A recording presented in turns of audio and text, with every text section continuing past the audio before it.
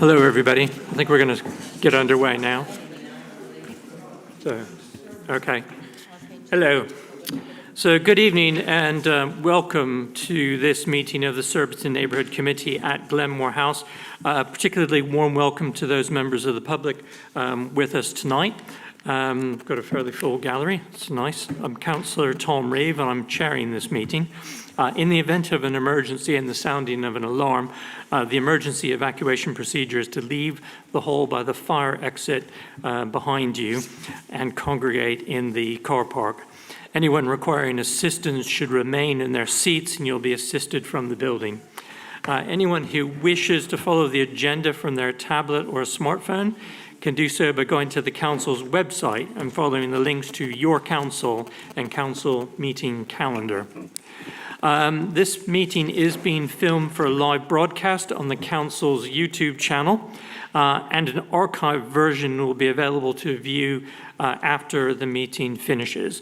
The broadcast will be suspended during any adjournments in proceedings, and if the committee resolves to consider information as exempt business. Members are reminded that microphones must be switched on and spoken into clearly for the broadcast, and could everyone present in the meeting also ensure that your mobile phones are switched off or in silent mode? Thank you. So I'm going to start by asking the inviting members to introduce themselves, and I'll start with the members from St Mark's and Sealing Wells, please. Thank you. Good evening. I'm Councillor Liz Green, and as the Chair says, Ward Councillor for St Mark's and Sealing Wells. I'm Councillor Jogan Jogannathan, St Mark's and Sealing Wells. Good evening. I'm a Councillor Alison Holt and I represent Surbiton Hill Ward. And I'm Councillor Peter Hurlinger and I represent Alexander Ward. Andrew Waldridge, Tolworth Ward. Yeah, Allen, Tolworth Ward. Mariana Gonçalves, also Tolworth. Okay, thank you, members. We also have officers present who will introduce themselves later in the meeting. So I'm required to advise members that according to paragraph 6.3 of the procedural rules for planning committees, the planning application that we were going to hear tonight relating to the ranch at 8 South Borough Close was withdrawn from the agenda, as no registered objector has registered a speaking slot by the deadline. The item has accordingly been reverted to the Director of Planning and Regeneration to determine their delegated powers and will not be considered by the committee. The responding applicant also lost his right to address the committee. So moving on to public questions, we have a period of no more than 30 minutes for questions on matters relevant to the committee. We like to encourage questions to be submitted in advance so that officers have an opportunity to answer them, although this is not absolutely necessary.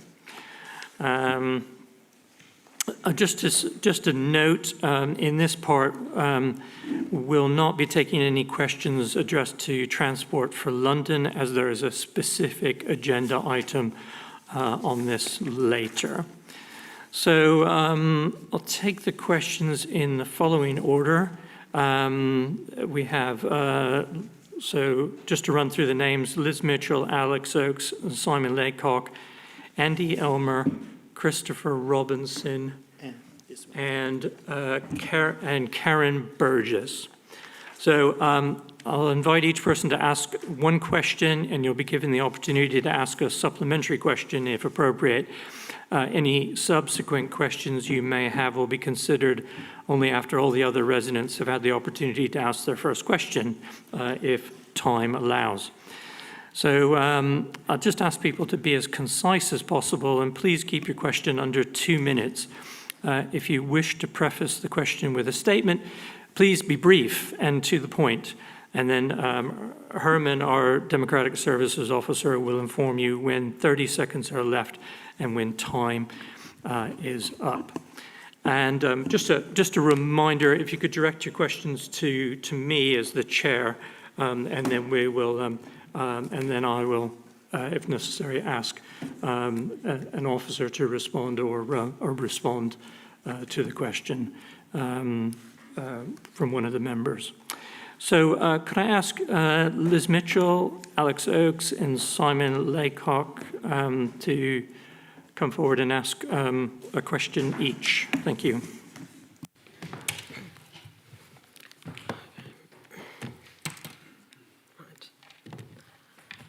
Good evening, councillors. In 2023, RBK undertook a comprehensive neighbourhood-wide O&D survey, which showed that access across our neighbourhood, we have in excess of 60% of vehicle traffic which are rat runners. That is, vehicles who enter our neighbourhood and exit 10 minutes somewhere else in the neighbourhood. For example, some roads and the percentages of rat runners are as follows: 93% of traffic from the A3, 71% of traffic entering Douglas Road, 87% of traffic entering at Red Line Road, 63% of traffic entering at Thornhill Road, 75% of traffic entering at Worthington, and 99% of traffic entering at Tolworth Road, and 66% entering at Cranbourne. Just a few examples. Did RBK supply to TfL the results of the 2023 O&D survey, which showed that across our neighbourhoods we have in excess of 60% of vehicle traffic which are rat runners? I'm sorry, I'm feeling like this question really relates to the TfL item that we're going to be hearing at agenda item 6. Oh, well, it's not referred to in the TfL statement, the 2003 survey. Right, but you're questioning the data It's that a was. question for RBK, not TfL, which is what you said at the start. I'm sorry, I thought I heard you mention TfL in there. Well, it says, did RBK supply to TfL? Right, data okay, from, yeah. From 2003. Yeah, okay, well, thank you very much. But do you want to pick this up, Eunice? Yeah, okay. Go, yeah. Thank you, Chair. I'll allow Eunice to answer this question for us. Thank you. Thank you. Thank you, Chair. We provide TfL data from 2024, and we recognise later on the data from 2024 is different from the data in 2023. So therefore, we've done further assessment, and that further assessment led to the data to be increased. So instead of being 1,580 to go through traffic, it became 1,701 through traffic. I hope that answers the question. So we updated the data in order to reflect the increase, which had been reflected, which we haven't included previously. Okay, and that's been shared with TfL? Lately. Yes, okay, thank you. Did you have a supplementary question? Yes, please, Chair. Did RBK, and I think Jonas has answered this, did RBK explain the reasons for these differences between the 2023 survey and the 2024? Okay, I think the highways officer just said that they had revised the figures, but would you like to follow up on that? I think, Chair, we spend a lot of money on this scheme. Therefore, I'm afraid we're a bit short in order to do the origin and destination in all these roads, and we only take it on the main road where we felt there is a huge impact, because the road what we left is only present 7% of all the data. So 93% it would be covered by that 4 destination, the one we've done the survey. Okay, thank you very much. Alex Oakes. Thank you. When RBK schooled our neighbourhood in September 2023, they used the TfL Healthy Street Design Check tool, which is what TfL use on the main roads they manage, main roads. The threshold for low traffic in this tool is 500 in peak hour, which seems remarkable for a suburban residential area like ours. Therefore, all streets scored well against this metric. The noise threshold using this tool is 450 vehicles per hour, again remarkable for a suburban residential area, and the speeding indicator was over 30 miles per hour. All of our roads, as you know, councillors, are 20 miles per hour only. As you can imagine, All roads in our area scored well under these thresholds of the TfL tool. However, despite this, several roads came up as amber. Fuller's Way North scored 47, Thornhill Road 48, and the southern end of Red Lion Road scored 49, and the northern end of Red Lion Road scored 50, as did Tolworth Road. Surrounding roads scored much better with high 50s and 60s. The Department for Transport's Healthy Streets version is more suited to residential areas like ours. Vehicle movements in excess of 200 in peak hour constitute high traffic levels. Noise levels are also more appropriate. The DFT tool also uses speeding taken in the early hours of the morning as an indicator, not 30 miles per hour in a 20 miles per hour area. If this tool had been used, the results would have pushed the 4 roads above into the low 40s or 30s at least. Why did RBK use a measurement tool that totally understated the issues and conditions in our neighbourhood and which was inappropriate for our area? Okay, thank you very much for the question. Sorry? Yeah, would you? Can I take it and come back to the gentleman later on in the week? That's okay, Chair. Right. Okay, as the question was not pre-notified to us, we didn't have a response ready for that question. But the highways officers are prepared to take that away and come back to you with a written response. Do you have a supplementary question? Yeah, but I feel like you're not going to answer it, given that response. Oh, excuse me. We've just had an undertaking that he will. But I mean so, now. Okay, I'll ask the supplementary question. Oh, right, sorry. Yes. Go ahead and ask it and we'll Yes. see. What score would the 4 worst roads in the Tolworth ward have got approximately if the DFT measures were used? Just ballpark, low 40s or 30s? Okay, I suspect again the answer might be that we need to take that away and... When will we get a response? How long do we have to wait? Is that the case? Go ahead, Eunice. Can like I said earlier, I'll take it and I'll come back in written response to you, Chair, and to the gentleman. Okay, well, thank you very much, Eunice, for that response. Thank you for your questions. And I think Simon Laycock is next. Stop, Simon.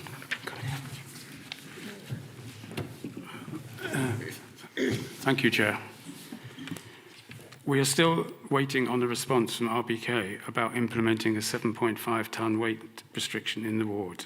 According to the 2023 RBK data, the percentage of R2, R3, R4 and A5 vehicles using narrow residential roads is Thornhill Road 13%, Cotterell, Tolworth Road and Fuller's Way North 8%, Douglas, Red Lion Road and Ellerton 6%, Ditton Road, a B road wide with off-street parking, 6%.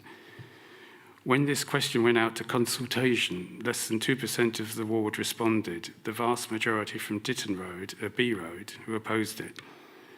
There were 2 pieces of consultation at the time, one requesting feedback online and the weight restriction being via email. Is this a valid consultation with a 2% response rate? Okay, so there's a lot in that question, but I believe the fundamental part of the question was, is this a valid consultation given the response rate? The Chair, as you know, we do a lot of consultation, and the result of the consultation, we bring it to you, to this committee, and members look to the responses received, and they make a decision. So regarding that matter, you were satisfied. The presentation was reasonable for you to make the decision, and you decide not to approve the implementation of 7.5 tonne. Thank you, Eunice. Do you have a supplementary question? Yeah, a very brief one, Chair, thank you. The ward to the north of your road has a 7.5 tonne restriction. So why does this not apply south of the Yule Road?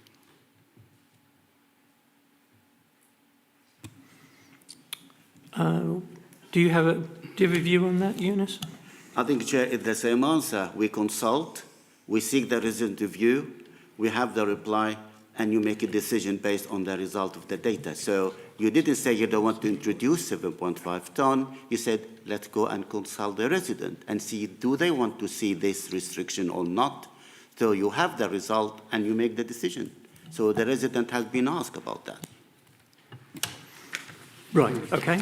Thank you very much. Thank you for your question, Simon. Okay. And now we'll move on to Andy Elmer, please.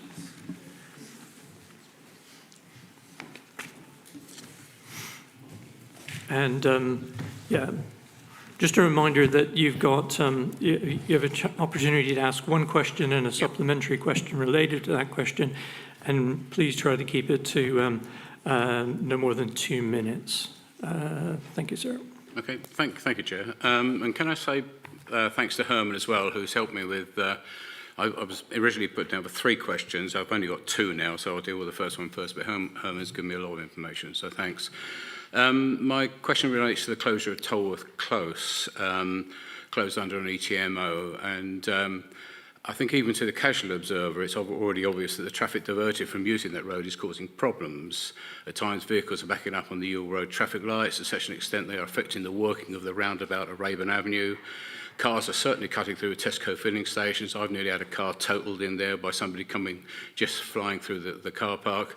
And I suspect that these are adding probably to the pollution and safety risks in the area rather than what occurred before. So the question is, were these effects foreseen, and what plans are in place to mitigate them, and when? Okay, well, thank you very much for your question.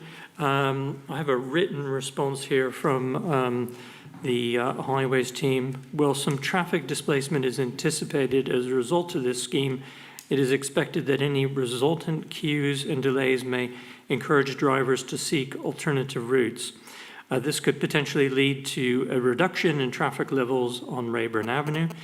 We also anticipate traffic patterns to adjust over time, which is why we need to allow a long enough time to take a balanced view on the success of the scheme. Additional surveys will be conducted to assess the wider impact of this scheme on the surrounding roads.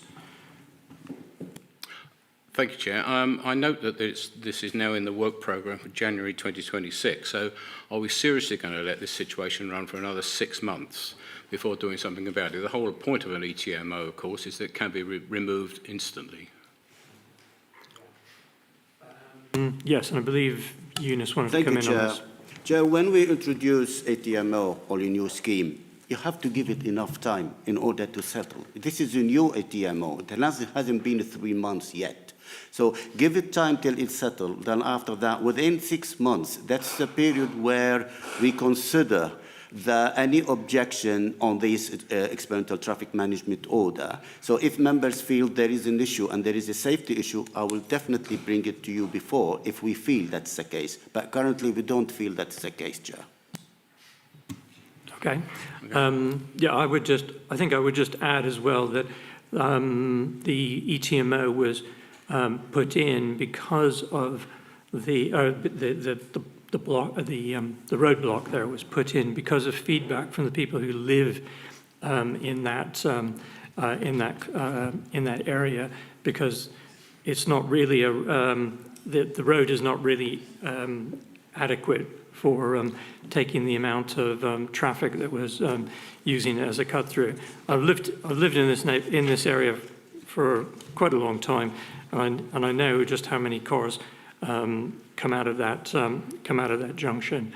So I think, in fairness to everybody, it's as Eunice was just saying, it's best to give it a little bit of time to run in and bed in before we make any judgments. But of course, we will be bringing it. We will monitor it and bring it back sooner if that's necessary.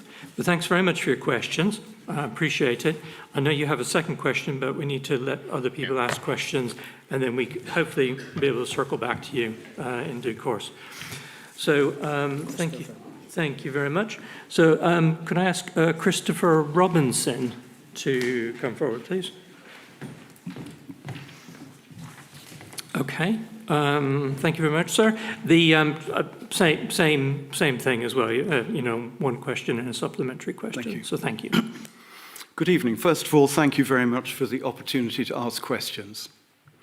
My question is, how much will it cost to set up and run the school lane trial in Langley Road for St Matthew's School? Okay, great. I was expecting the question to be a little bit longer. Thank you very much. So the response that we've received from officers is that the cost is in the region of £10,000 per school street to cover the scheme design, the experimental traffic management order, which has to be published in a number of publications, signage, consultation expenses, i.e. letters to residents, etc., and the data counts. And yes, and Eunice, did you have some more information? Thank you, Chair. Previously, the cost for installing school street used to be a lot more because we used to charge for buying a camera, AMPR, and that cost alone £30,000. So currently, we do not buy cameras. We only spend £10,000 in preparation and doing all that while you just outline, councillors. So we borrow the camera in order to do the enforcement. That's why the cost has been reduced drastically as a result of that. Right, okay. Just another example of us trimming our cloth. So did you have a supplementary question? Well, first of all, thank you for the answer to the first question. And I would like to follow up. The second supplementary is how will the success or failure of the trial be measured? And will the impact on nearby roads such as Oak Hill Close and Kingston Road be taken into account? Okay. I have a prepared answer here, and then if you'd like to add to that, that would be great, Eunice. So what I have from the highways officers is the pre-implementation traffic, i.e. the motor vehicle counts, on Langley Road and at 6 locations in nearby roads have been carried out. Yeah. And these will be repeated once the scheme has been in operation for a few months to assess the changes in traffic movements. And the monitors detect vehicle classification from everything from pedal cycles all the way up to HGVs. The 2020 Parliamentary Advisory Council for Transport Safety report concluded that vans, or LGVs as they're classified, have the highest rate of other road user deaths per mile traveled, with HGVs listed as the second most dangerous vehicle type for other road users, as well per mile traveled, as well as overall vehicle counts. Changes to the type of vehicle being used in the school street zones will be evaluated to assess how safe the school street has made things. Smart sensors on Langley Road will be used to detect pedestrians and cyclists before and once the scheme is introduced, to assess whether active travel is increased in the vicinity of the school during school drop-off and collection times. The school has carried out a hands-up survey to ascertain the mode of transport their pupils use to travel to and from school, and the school will repeat these once the scheme has been in place for a few months to ascertain whether the introduction of the school street has resulted in increased active travel modes with the associated health benefits for pupils and parents that come with that. So residents are able to submit their comments on the scheme via the formal traffic management consultation process, as well as on the council's Let's Talk portal. You can find that by Googling Kingston Let's Talk. And directly to Kingston Council via email or telephone call to the customer contact center. These feedback forms form a part of the criteria which will be used to assess the effectiveness of the school street. So, and all the data and feedback will be evaluated before the experimental school street scheme is referred back to this committee in September 26 for a decision on its future. And the outcome of these qualitative and quantitative criteria will be used when assessing the success of this scheme, or whether changes to the scheme or even, in fact, even its removal are considered as appropriate recommendations for us to consider here at the committee. So that's the statement we had from the highways officer who's responsible for implementing school streets. Did you want to add anything to that, Eunice, or was that sufficient? I think it's more than enough. Yeah, that was more than enough. It was quite a lot, but I thought there were some interesting nuggets in there. So there we go. I believe, yeah, so thank you very much for your questions.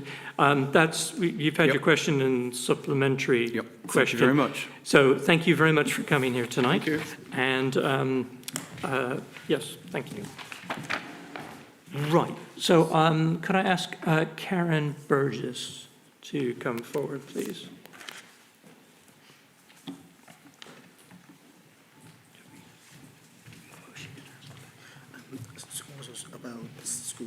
Oh, okay.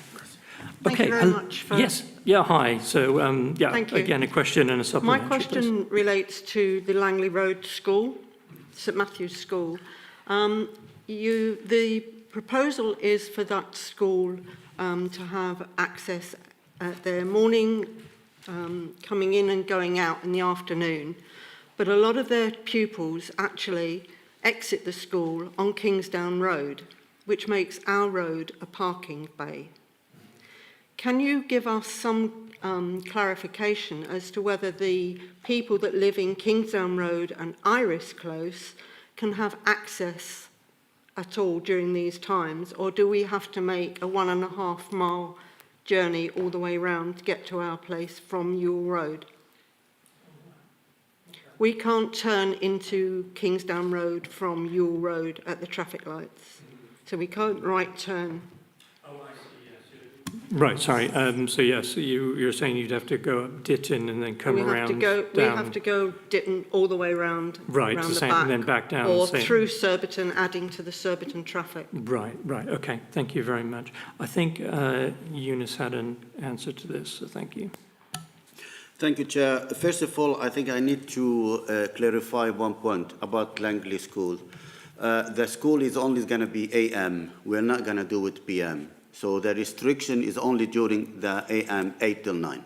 It's Right. only for 1 hour, so we don't have it for the afternoon. The reason for that is, as you outlined correctly, the people, they do not exit from Langley. They only exit from Kingsdown. So therefore, ward member decided not to introduce Langley on School Street on the afternoon. They will be only for 1 hour. And I'm afraid the reason why we put in School Street is to encourage the kids to walk and to cycle and to remove through traffic. I do understand and I do feel for what you just said, but unfortunately, currently we are limiting the people who can access Langley. It's only for the people who have no other choice other than access it. And I feel because it is only for 1 hour in the morning, I'm afraid I'm not going to have the exemption to allow Kingsdown to be allowed at this stage. We can monitor it, we can review it, then after that, when you want to make a decision, if you want to make it permanent or not, you can decide if you want to add Kingsdown or not. I hope that answers. Okay, well, no, thank you, Eunice. And I think we'll definitely be keeping this under review. If it turns out to be, if this turns out to be an unintended consequence, that, an onerous unintended consequence, then obviously we would look at measures to change that. But I think probably for the time being, we have the scheme that we've got set up. So, did you have a supplementary question? Can I just ask, why were we not consulted on this? Oh, I believe you would have received consultation letters that was included in the catchment area. But do you have anything to add to that? As a part of the experimental traffic management order, when we publish the order, all the residents around Langley and Langley, they will receive letters. And this is the consultation. When from the starting of the scheme, it's where the consultation will start for 6 months. And that's why I was saying to the chair, if we want to do any changes, we can do it within the first 6 months. So the consultation will start when the traffic management order is in place. Thank you, Eunice. But we will monitor it, and we will revisit it if necessary, even sooner rather than later if necessary. I hope so. But do let us know how it's going, and we can perhaps come and have a look at it as well with you. Thank you. Thank you very much.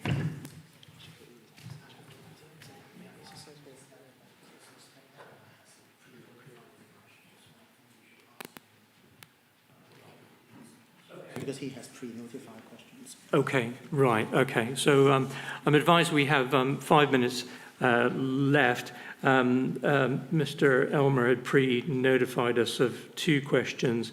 So I think in fairness to him, we'll allow him to come forward and ask a second question if he likes.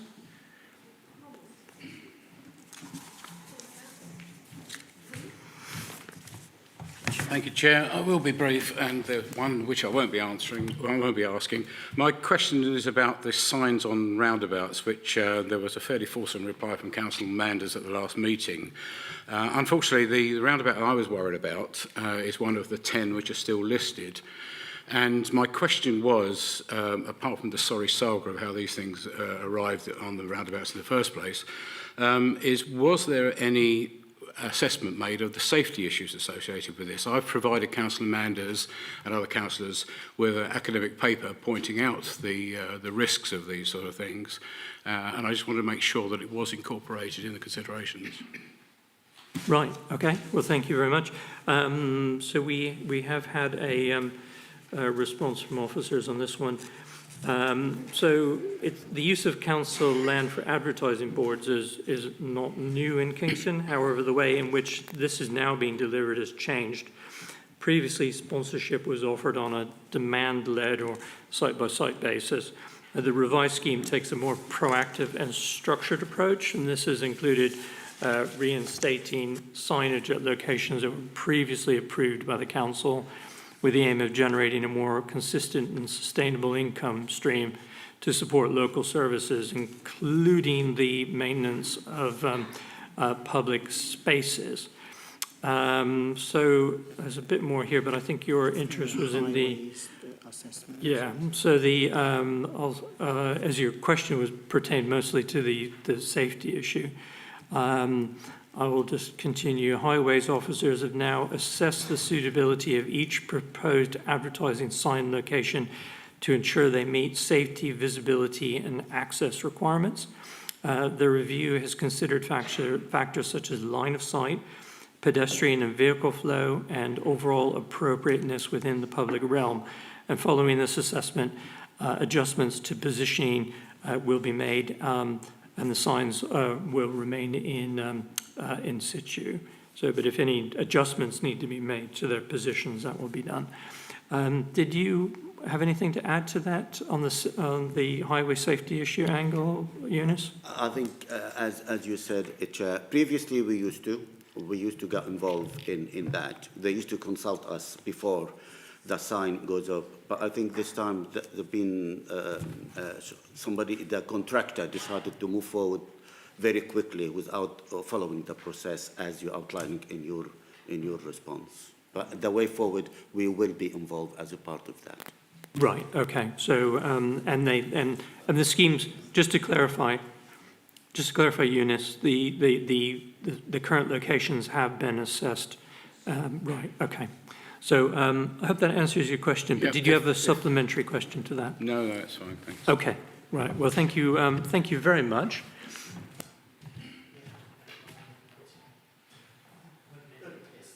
Okay, we have 1 minute left, so I'm not sure if you're... I'll be quick. I suppose if you're really quick, Yeah, really, we'll see if we can quick. squeeze it in. Okay. Right. Okay.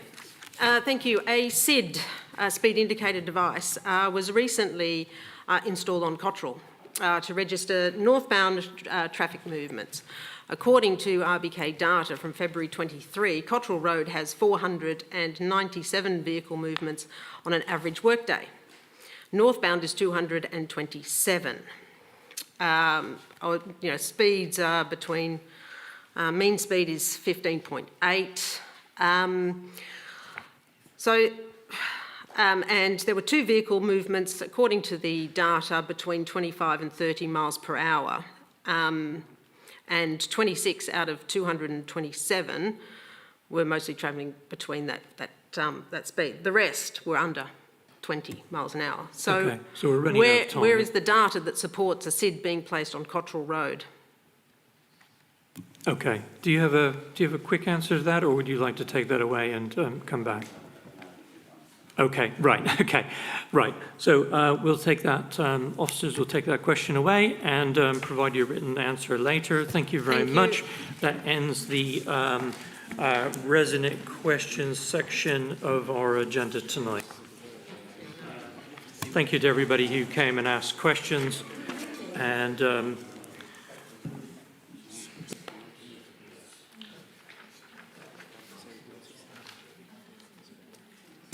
so I've had no notice of intention to submit a petition for tonight.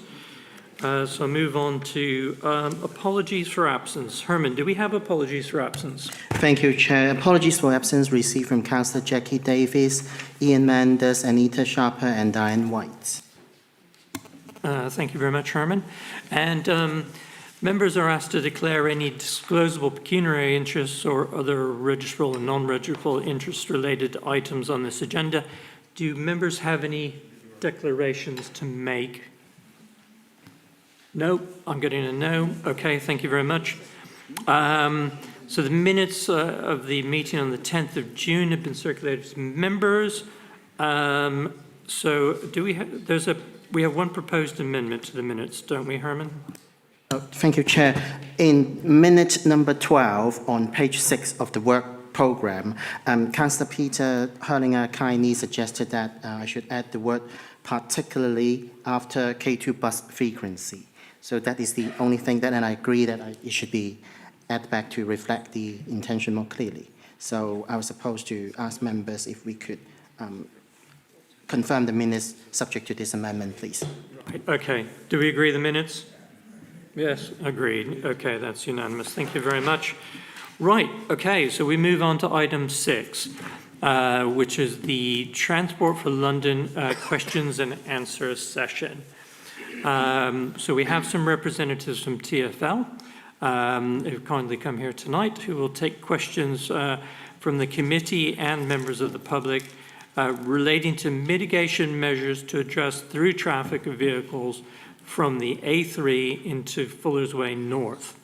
A statement by TfL on the matter, dated the 27th of June 2025, has been published as a supplement to the agenda pack. So tonight we have the attendance of officers from TfL and our own highways team. So I'd just like to start by asking all of you to introduce yourselves, if we could. So could I start furthest from me, please? Yeah. Matt Stendell, I work in network performance delivery at TfL and I look after the South area team. Good evening all. I'm Duff. I also work at TfL. I lead the network performance delivery team. Our primary function is the traffic signal network and optimisation of that to help the flow of traffic around the roads. We also work with partners on scheme assessment and delivery as well. Hello everyone, my name's James Keeley. I work in TfL. I'm part of the local communities and partnerships team. I work as an engagement officer and I look after stakeholder relations within the borough. Lovely to meet everyone. Why don't you go ahead and give us your title, Eunice, at least. Eunice Hamadi, Principal Engineer. Okay, thank you. And hi, I'm Matthew Hill. I'm the Council's Director of Highways. Okay. Terrific. Thank you. Thank you very much. Thank you to our friends from TfL being here tonight. So I just want to remind people to please let's conduct this in a calm and professional way. This session, try to keep the questions, or let's keep the questions purely to questions that TfL can answer tonight about the A3 and Fuller's Way North junction. So if there's anything outside of that, I'll just point out to you that that's off topic, and we'll address it. You can speak to us about that another time. So we're going to start with just a brief recap of things from Eunice, please. Thank you, Chair. At the previous committee meeting, the issue of through traffic in Tolworth area was discussed, and members suggested that we at the Council will need to invite TfL and seek their review on some restrictions. I think I would like to make a point very clear here to our resident. It's about why we need TfL, just to put things in more perspective.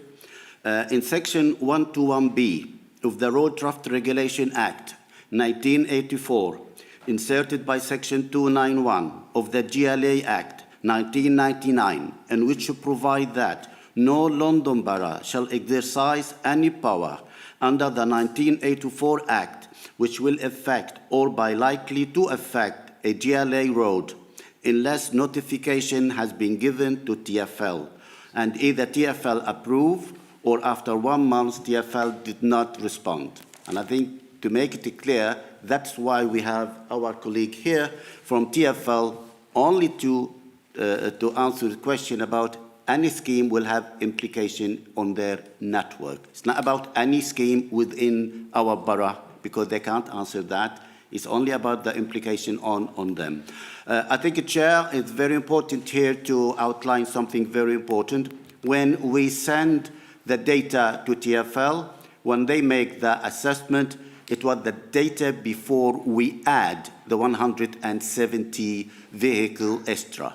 But however, looking into the statement which has been received, we believe the assessment by increase, it will not change the statement such, but will confirm the position regarding that matter, because that means we have more traffic as a through traffic than what we anticipate and send to TfL. Thank you, Chair. Okay, well, thank you very much, Eunice. So we've got 30 minutes for members of the public to ask questions to TfL and for TfL to reply. I have received notifications from 5 residents who wish to speak, 3 that we've heard from already today during resident questions. So what I'd like to do is invite those 3 forward to ask questions. And given that I've spoken to the other residents about the amount of time they think that they will need for their questions, I'm prepared to give you 20 minutes to ask your questions and engage with TfL. So Herman, if you'd give us 20 minutes, and we'll try and let you know when we're getting close to time on that. Again, I would probably just say try to keep your questions succinct, and we'll see how many we can get through in the 20 minutes. Chair, I will give Okay, so Herman says he'll give you a 2-minute warning when the 20 minutes is nearly up. Oh, could you give us 5, please, and 5 and then 2? Okay, sure. Yeah, thanks, Herman. Yeah, that's okay. Happy to do that. Sorry, I've got to do reading glasses. It's called age. Firstly, thank you very much to TfL for coming to this meeting tonight. It's great to meet you, and it's really good to be able to have the opportunity to talk to you about issues, specifically the A3 Fullers Way North Junction. I'm going to be sort of outlining a few discrepancies in what the data that you've been given. Simon will be also then talking about TfL policy and asking you some questions based on that. So I would like to start with the Tolworth ward has a through traffic issue, which Jonas, of course, mentioned. This has been proven over and over again. The through traffic comes from sources aside from the Fullers Way North A3 junction.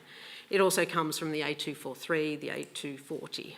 We know we're here to talk about the A3 Fullers Way North junction only. However, I want to make it clear that blocking this junction is not the silver bullet to resolving the through traffic issue through our neighbourhood. It's not a silver bullet. So the data that you have based your statement on is incomplete.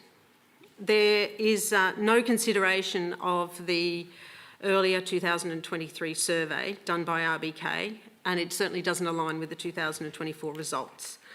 There is also no consideration of queuing data for this junction, the A3 Fullers Way North Junction, nor is there consideration of the broader issues faced by this neighbourhood, such as rat runners, speeding, antisocial behaviour, damage to property, air and noise pollution, all caused by displaced traffic from the TFL roads, especially the A3.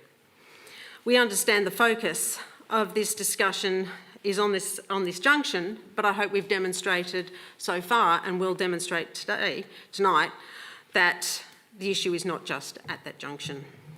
You have made your statement based on the use of the October 2024 O&D survey and the findings from the TFL's Road Safety Space Performance Group. We don't have any visibility over that, so I'm just going to focus on the 2024.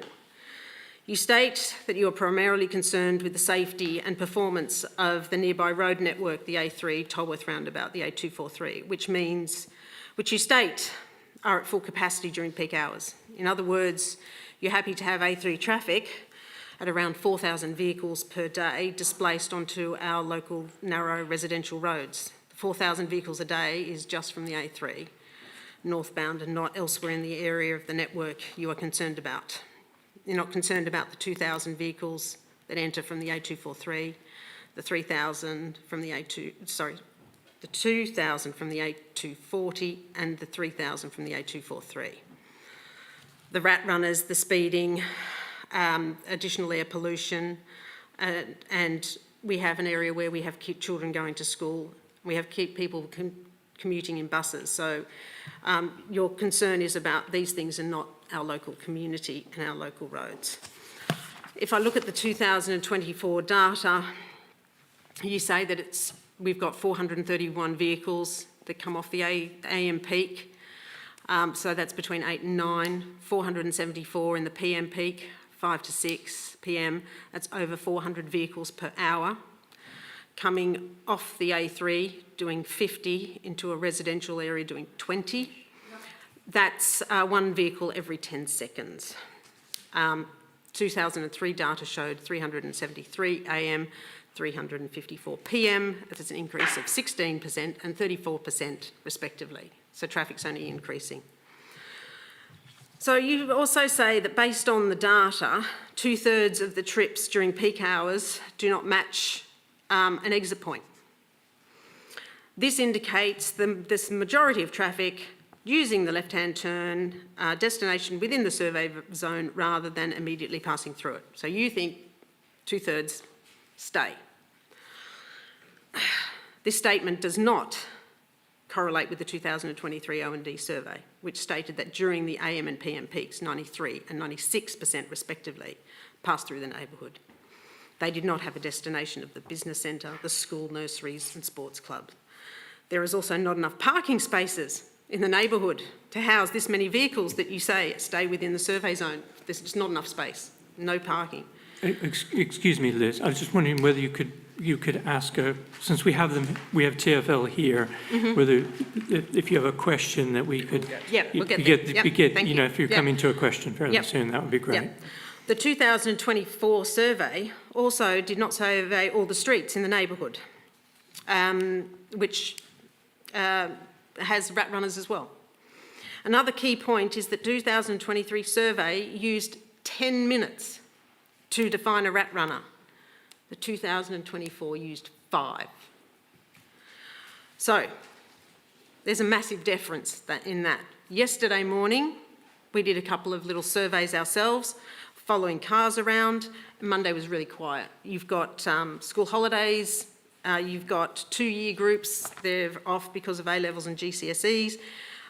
It's a work from home day, and it took 5 minutes and 11 seconds to get from Ewell Road to the A3. It took 5 minutes and 1 second to get from the A3 to Thornhill Road Junction with Hook. The PM, it took 5 minutes and 8 seconds to get from the A3 to Thornhill, 5 minutes and 31 in reverse. It took over 4 minutes to get from the A3 to Yule Road. So even on a good day, you're still getting people traversing the area in more than 5 minutes. So these people would not have appeared on your survey in that 5 minute. So it's no wonder that you assumed that the through traffic wasn't as bad as it was. It is bad. Those vehicles don't appear on your survey because they took longer than 5 minutes because they were stuck in traffic. They were stuck behind a bus, they were stuck giving way to other drivers, and they were stuck at intersections. They were stuck having a Mexican standoff with another driver or putting their hand on their horn because somebody dared to drive down the street and get in their way.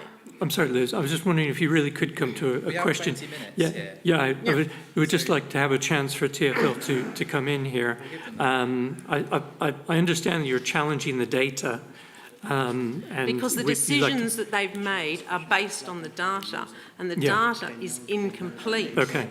That's the point that I'm getting to. Okay, all right. It is. Carry on.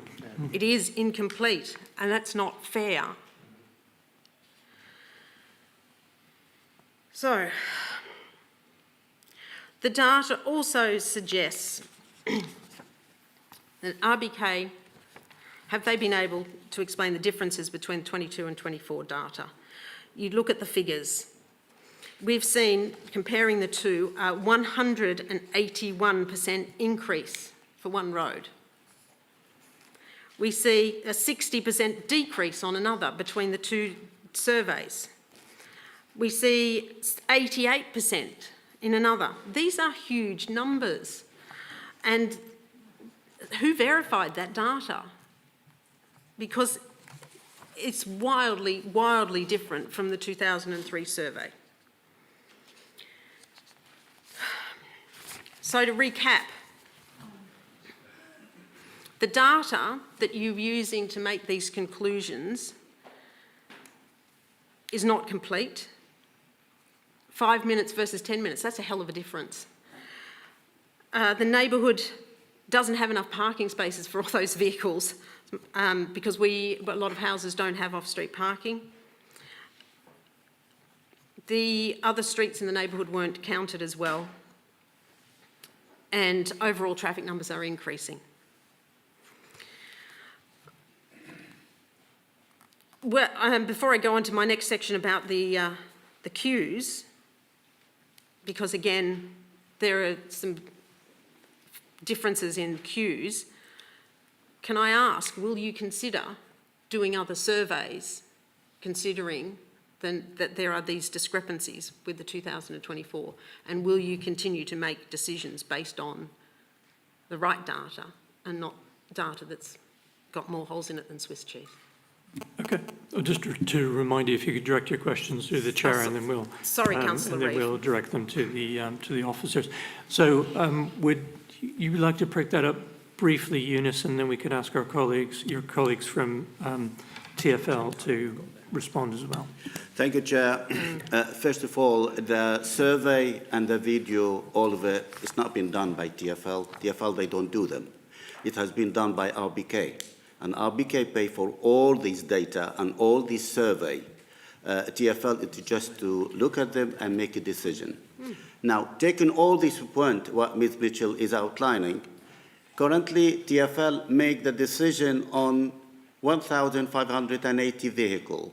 So listening to the argument has been put forward, that means I present to TfL a lot less traffic, through traffic, using this road. So if I present to TfL, taking all the points which has been raised by the resident, that means we're talking about 2,200 through traffic, a lot more than what I present TfL. So I want just member to bear that in mind. So if there is some discrepancy with the data, but the data what TfL based their argument on, a lot less, what is going to be if I want to take all these points into consideration. Thank you, Chair.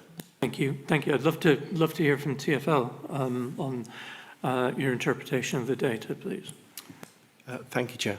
Thank you very much for your question there, Liz. We were based upon the 2024 data and without the uplift that my colleague Eunice mentioned there. If you were to sort of make the changes or change the time banding of that, that would likely suggest that there's less through traffic and a greater volume that would possibly be displaced onto the A3 with a closure of that road off of the A3, which was the scenario we was asked to consider and that was put to TfL for a positional statement on. As you said in our sort of statement, we had some concerns about that because the level of traffic that would route up via a Tolworth roundabout, remain on the A3, would exacerbate existing queuing and congestion issues. We feel that that could potentially create very long queues. There could be some safety connotations of that where you have last-minute lane changes or standing queues of traffic, and generally the network would not work too well. Everybody would have to access that area if you made a simple change of access from the A3 at the south, would have to loop round and 5 other routes in, and that could exacerbate the issue for other roads or residential roads in that community as it redistributes itself around the area. We had a little conversation earlier before the meeting about satellite navigation and how that helps people find optimum routing, and what we have here is a system that's in sort of trying to find its own balance. One Tolworth roundabout's not able to process that amount of traffic. People are taking the next available alternative route through the most direct route sometimes. There's a lot of places or places to go and visit in the area as well. So it's a complicated picture here to understand. And referring back to the RSPG or the Road Space Petitioner Group minutes from 2022 when this was first sort of brought to TfL, our advice at the time was we felt it needed a bit more work, a bit more understanding to evolve the concept to make sure that it was the right balance of impacts on the surrounding transport road network and the benefits for the residential community. We would have expected to sort of take further data, to look at traffic modelling, and there's different types of that. Some of the types are very useful for putting in closures or road restrictions in and seeing the effect of that. I've heard from residents earlier that they're feeling the effects of some experimental traffic orders. The way we like to approach these is to test the ideas in concept, using data, using models, and then try and use that to refine the proposal. So that's kind of the normal process we've got here. In this situation, we've got some data, some useful data. I'm not arguing that there could always be better or more complete. I think it was done to a reasonable standard to inform what the question was about a particular closure point. And from that, we was able to sort of draw our opinions as a traffic authority, where our neighbouring traffic authority is saying, if we were to do something like this, would that be acceptable? What would you think would be the outcomes of that based on your experiences? Do you think the network and Tolworth roundabout, the A3, could handle that additional traffic, which might be 400 vehicles an hour, which is a fairly stiff amount of extra traffic to process through the system? Matt and your team, you did some detailed work on that and some sort of experiments. In the absence of full traffic modelling, we tried to do our best with the first principles, and I'll bring Matt in on that. Yeah, to accommodate any additional traffic through Tolworth roundabout would be very, very difficult. To accommodate that sort of 400 or 500 vehicles an hour would be looking at sort of doubling the green times available to the slip road at the moment, and that would have a big impact on the operation of the roundabout and bus services that used it. I just wanted to come in on the 2024 data. I think we wanted to collect some, or we asked the Borough to collect some data after the Tolworth roundabout works were complete and our signal timing review of the roundabout was done. So I believe that's why we've used the sort of latest data available to us. 5 minutes. I'm sure that data does also have the 5-minute and 10-minute breakdown within it. So if there's any discrepancies there, we can look into that, or Eunice and I can just check that as well. But yeah, I think it's very difficult to necessarily understand through traffic in this area. With when I went out there in the AM peak, there's a lot of drop-off activities for schools and nurseries, and it's quite challenging. That will be picked up as potentially a through traffic vehicle, a through traffic movement, but actually they've had a genuine reason to visit the area and perhaps drop off someone at some of the sort of land uses that are in the area. So I think it's quite difficult to actually get a real comprehensive picture of the trips in the area. What I heard was that it's okay to keep our through traffic high because it can't go anywhere else. I'll let Simon ask. Oh, sorry, was that a question? No, it was just what I heard. That's all. Okay. If I'll allow the officers to come back on that if they wish to. Well, Simon has some questions. Well, yeah, I know, but I mean, I think that was a sort of I don't think we would presumptive agree statement. with that sentiment. It's certainly not our policy or position. We are operators of the road network, the traffic signalling network. We try and do our best to keep main traffic and freight on our roads. It's the most appropriate and safest place for it on the bigger roads. But we don't have the control of people's own free will to make destination and routing choices of their own. If there's an advantageous way to get to your destination quicker, then people often will take that, depending on where they want to go and what they want to do in between. Okay, thank you. Simon. Yeah, thank you, Chair. Earlier today, I looked at TfL's website and the Mayor's statement about future transport. No doubt you gentlemen are well aware of that. And I've got a few quotes here. I'm sorry, Chair, if it doesn't sound like a question initially. The Mayor of London aims to have 80% of all journeys made by walking, cycling and public transport by 2041. And he wants to make transport more affordable, better and greener. So I've got a very general question initially, but there's a couple of other little ones. How do you see that being achieved in an area like ours? And kind of supplementary questions, if I can make this quicker. What, in your view, are the most effective means of promoting active travel, reducing traffic levels, and crucially for us as well, reducing the speed of motor traffic? I know they're difficult questions, but you're the engineer experts.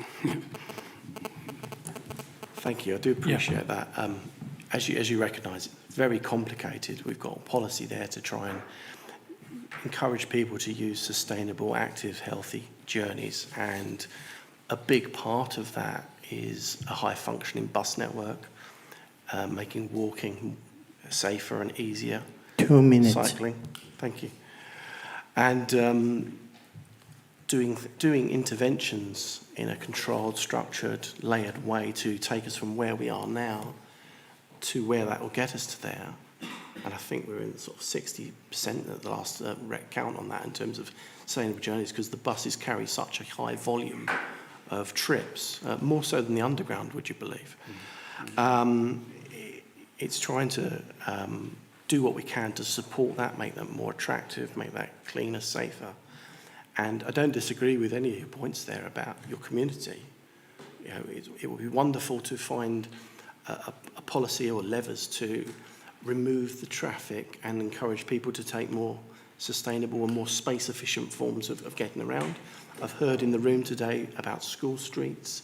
I've heard about various local initiatives to curb rat running, which has positives for and against, I believe, from what the gentleman raised earlier, depending on where you live in relation to that and what you need to do. So it's a tricky balance, and I think we're up for the challenge of that, and to work with local communities and local councils to find those solutions that work. It might need to be incremental, though.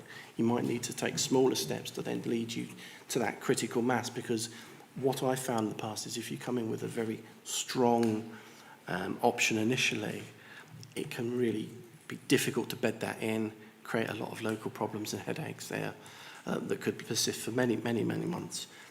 But if you can start taking 10% out, and just regularly doing various things there, and looking at a sort of a ward as complicated as the one we're talking about here, there's lots of opportunities to use technology or controlled measures there to perhaps see what you can do to start to shape it and dissuade the through traffic, but do that in a controlled manner.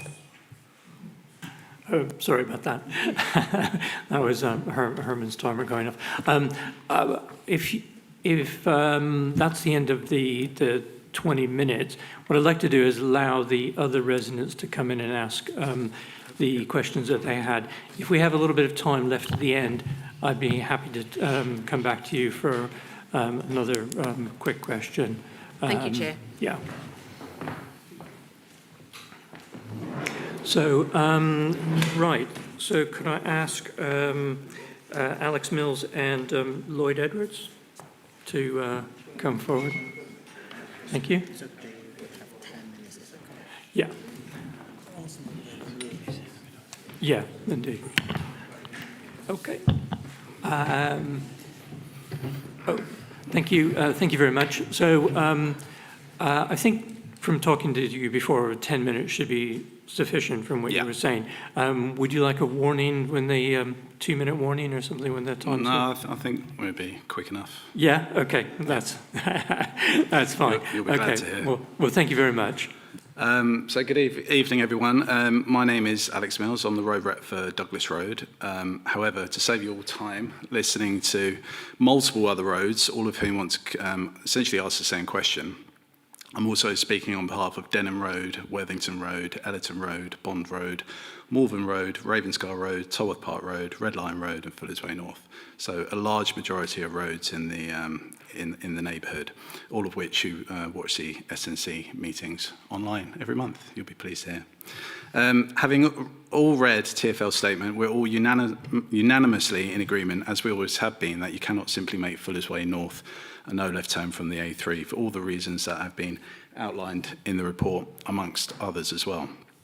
Every road rep from the roads I've mentioned earlier have always been supportive of finding a solution to rat running traffic that benefits everyone, not ideas that will simply displace traffic onto other residential roads, inconveniences residents, encourages speeding as people try to reach their destinations faster, increases pollution due to longer travel times, and ultimately leads to more complaints to you, the councillors.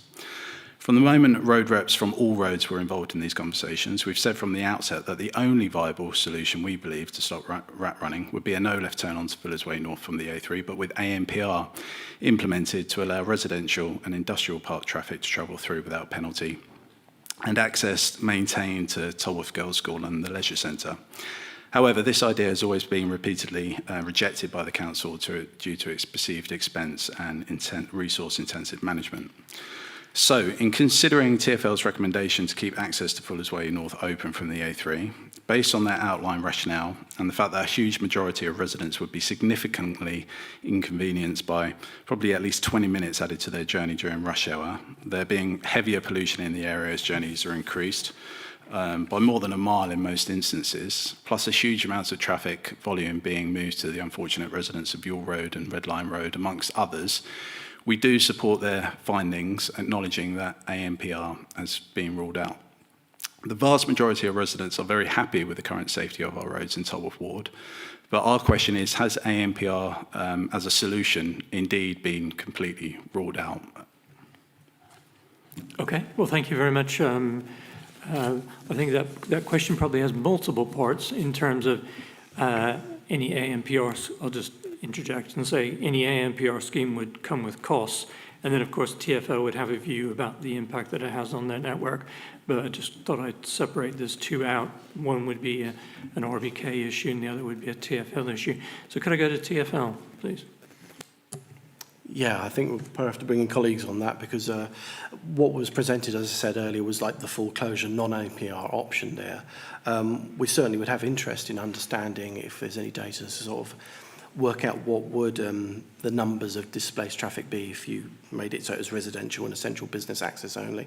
I think that is an interesting proposition and we'd be keen to sort of understand that and give a full position on that. Okay, thank you very much. Did you want to come in on that, Eunice? Yes, thank you, Chair. I think the point about ANPR, that means we want to consider only the resident to be able to have access and the rest who's going through traffic, they can't, that means they got a ticket. So bearing that in mind, so if we thinking currently we have, based on my wrong data, 1,580 vehicles per day that are through traffic, so that is the same issue remain, which is you're gonna accommodate 1,580 vehicles, which they are through traffic, and that is take us to the same position what that statement all about.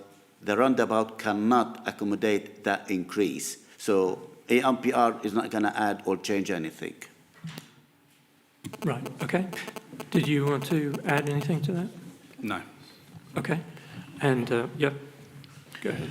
Good evening, Chair. My name is Lloyd Edwards, and I'm from Worthington Road. I'm the street rep from there. I'm also reading this on behalf of Patricia Waglaz and Nick Bears, who are the street reps from Malvern Road and Malvern Close. Unfortunately, they're unable to attend the meeting tonight, but wanted to make sure that the views of our streets and residents are presented. And we're grateful for Alex as well for speaking and, on behalf of all of us and the other roads. We wanted to be clear that our residents are very satisfied with the current traffic levels in our neighbourhood and the calming measures implemented by the council. Malvern and Worthington Road residents are very active in the objection to previous measures trailed and proposed in our neighbourhood, which they go ahead. We would have any of those would have had a huge negative impact on our two roads. We remember it was a very difficult and emotive time for all, and we are impressed that our councillors engaged with the whole neighbourhood they represent. Listen to everyone's views and experiences and introduce more appropriate traffic calming measures that work for all rather than create a bigger problem for our residential roads. Although we have been quiet since the meeting 2 years ago, we have been following council meetings with interest, and our residents are well aware of the constant and frankly at times unpleasant lobbying that the councillors have been subjected to by representatives of one street. We would like to state quite clearly that we reject the views and we continue to support the committee in the current solution. We assure you that we have the support of a vast majority of residents in the affected neighbourhood. We note studies and reports undertaken by TfL, and we appreciate that it's a complex problem. As stated in previous discussions and with councillors, a neighbourhood-wide NPR solution, which we've just discussed, and the A3 Fuller's Way junction, such as been implemented successfully in other boroughs, is something that our roads, our local roads, would support. We would greet that constructively if necessary. However, we also feel that current measures of the road calming within our streets are well as they are. My question to TfL is TfL aware that the lobbying and discussions that have been taking place in our area are down to a few individuals and a couple of roads representing barely 1/10 of the households, and the remaining streets and residents are happy with the status quo? Okay, thank you. Did you want to? Yeah, okay, Eunice, did TfL want to answer that question or? Okay, thank you. Yeah, thank you for that. I think tonight has been quite enlightening in that regard. We presented with information ahead of this, and it's good to hear all voices from that community tonight, and a mix of views and opinions for and against certain interventions. So thank you. Okay, thank you very much. I think Sue just had one question. Okay, we've got about 2 minutes left, so yeah, but that's fine, thanks. Hello, I'm the street rep for Fuller's Way North, and I live right opposite the recreation centre and the school, so I'm at the brunt of it. It's really not that bad. School term, it's terrible. That's 40 minutes, that's all. I have 2 questions. Firstly, I'd like to ask, many years ago when they were building Taller Close, the councillors at the time, not you three, did say that there was going to be a slip road onto the A3 from Fuller's Way North to keep the traffic flowing, and that would go straight onto the A3. Would that be considered by TfL? Right, would you like to answer that? Especially if you've got a lorry that needs to take 2 lanes to turn left onto the A3 from Fuller's Way North. I think we're probably going to have to come back to you on that one, and apologies. Yeah. No, but that's what was promised. It never happened. Unfamiliar with the proposal, and we Yeah. need to take it away and understand it. Happy to take your correspondence and Thank you. jot that down and look into that for you. My second question is to the council. Have we not spent enough time and money going round in a circle and ending up back here? Okay, well, thank you. All Fuller's Way North residents. I would actually have to say that question's kind of off topic. I know, but they're so happy with the way it is at the moment. Okay, well, thank you very much. I really appreciate you coming and engaging with TfL and the committee and our committee here tonight. So if I believe there's just a few seconds left if you had anything further to add. One quick question. Has TfL looked at putting a junction at Hook Road from the A3 directly off there? Okay, so the... Creating a new exit, as it were, off the A3. Right, okay, so have you looked at putting in a new slip road from the A3 onto the Hook roundabout? I'm only aware of it in associated with potential development in the area that's at very early stages. So it's not something we've looked at in terms of TfL. I think it's potentially part of a development, but yeah, I'm unsure on that at the moment. Okay, that's great. Thank you. Thank you for your questions. I think, if we've got a brief question, I will allow a brief question here from Liz. Thank you, Councillor Reeve. I would like, for the benefit of those in the neighbourhood, I would like to read out from my prepared statement something that I'd written down here.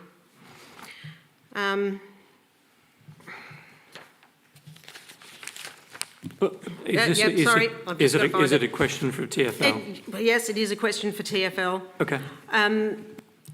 The only solution that we can see to this through traffic issue is ANPR. As my neighbours have already pointed out, it is a widely accepted and proven solution that other boroughs have got it. And we believe that ANPR is the only solution for managing through traffic in this area. That's all I'd like to say. Thank you. Okay, I think TfL indicated that they were interested, our representatives from TfL indicated that they were interested in that idea, but would you like to comment on that? Yeah, happy to share some experiences of ANPR sort of access control solutions. I do know that it can be quite expensive. You have to buy a license from the DVLA to do that, and it's quite eye-wateringly expensive to do that. Managing what's known as a white list of vehicles that are allowed into the area is complicated. It's a large area. You're going to have to keep on top of that for anybody that changes their vehicle for legitimate access. You need to carefully consider how you allow business deliveries who change their vehicles often, and everybody probably gets Amazon deliveries these days or home shopping. How do you keep up with that so you're not constantly spending more time cancelling tickets and administering it than the benefits that you're getting from it? So there's quite a complicated there. IMPR does sound quite an attractive solution because you can have choice about who can be allowed by time of day and a lot of fine control, but the managing of it and the cost of running it shouldn't be overlooked. Okay, thank you very much. Eunice, did you Yeah, I think it's, definitely the ANPR, it is a very good solution. However, the ANPR, it means the same as the original statement, which is 1,580 vehicles per day they will be using the roundabout. So I think we need to think of not at the scheme, but your review, as I understand it, is very important for members to understand. If we go for the ANPR, that means we are saying through traffic, they will not be going through, and they need to continue along the A3 up to the Talbot roundabout. And if, according to my estimated 2023-24, 1,580, and your statement saying currently you do not support it. So that's why I said earlier the ANPR is not a solution for us because the impact on the A3 is still the same and will not be supported by TfL. So I want members to understand that is the position. So ANPR is going to give us the same issue as whatever we do in here. Sorry, can I? Yeah, I think it would very much depend. Yeah, it very much depend on who is going to be reassigned from that ANPR enforcement, and that's what we'd have to look at in more detail. If you brought it forward, it would be who would be reassigned and potentially to the roundabout or elsewhere. But the statement is based on a full closure. That's what we've been asked to look at. So. Okay. Well, thank you. Thank you very much. So that concludes the time that we have for resident questions. We now move on to questions from members of the committee. Again, I'd like to keep this to a maximum of 30 minutes and to try to include a question for TfL in this if possible. So do I have any members who wish to speak on this item? I see Councillor Gonsalves, Councillor Wooldridge. Okay, I'll add myself to that list. Okay, so Councillor Gonsalves. Thank you, Chair, and thank you for coming today. So my understanding of the report and the discussion so far is that TfL has determined that Torworth Roundabout cannot take any additional traffic. Additionally, for the ANPR solution should be to create enough benefit in comparison to the level of resources and costs. It would need to displace enough traffic onto the roundabout, like Eunice has mentioned a couple of times today already, which we've again heard TfL won't support, as it would displace too much traffic. The report mentions that that alternative routes are limited due to the no connection between the A3 eastbound and Hook Road. And that for me is the root of the issue, because people can't come off there, they need to use the cut-through option.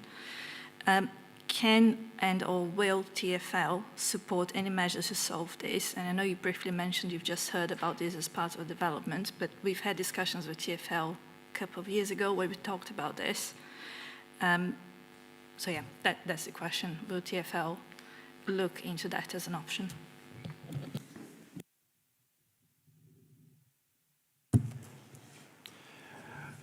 That's something we'll certainly have to come back to you on. To change Hook roundabout to provide that new connection would be a massive undertaking, both engineering-wise and fiscally as well. It's not something that's currently in our budget. That would need prioritising and weighting up against all the other things that need to be delivered. So that's something I'll unfortunately have to take away as a consideration and come back to you on that, I'm afraid.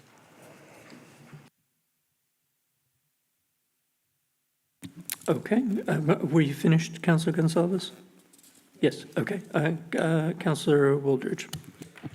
Sorry, before we bring I think it's very important for members and residents to know such a request is not only in the hand of only TfL, because there is another two stakeholders, so Highway England and Surrey.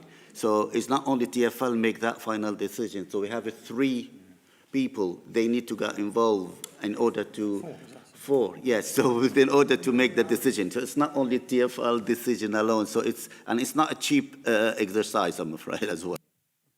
Thank you very much, Eunice. Okay, Councillor Wooldridge. Hi. I've written something down, which I'm going to say, but can I just, on that particular question, which you alluded to, there's going to be a development TfL by the Ace of Spades on Hook. That is now the opportunity to keep an eye on what's going to be happening there. I know it's not.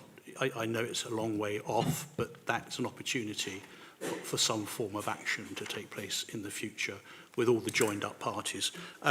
My question to you was, apart from the fact that you mentioned no control of own free will, did make me rather smile. It's a story of everyone's life, frankly. The question is, in short, given TfL's previous assessment that a left turn bound from the A3 into Fuller's Way North risks displacing traffic onto an already constrained roundabout network, and noting their concerns about capacity and enforceability, the question I have really, so this will sum it up for you to answer. What evidence-based mitigations, if any, could make such a restriction viable in future? So I'm asking you, what evidence-based mitigations, if any, could make such a restriction viable in future? What can you do?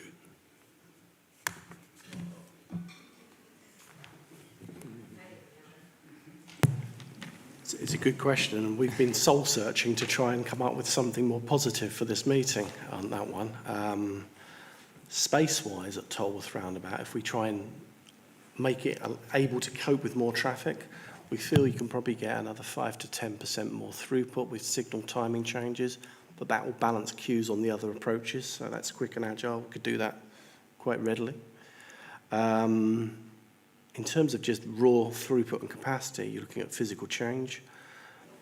Understand the previous scheme in the 2023 era has taken all the quick wins and easy things and options there, and you're now into the territory of looking at the sort of slip lane in front of the parade there on the corner on the slip road, and the decking and the superstructure of that underpass and roundabout sort of circulatory. On other projects elsewhere in London where I've sort of dared to look at those sorts of things, you know, you could be in the 25 to 50 million pound range of engineering solutions, which is difficult to come up with without a very compelling benefit case.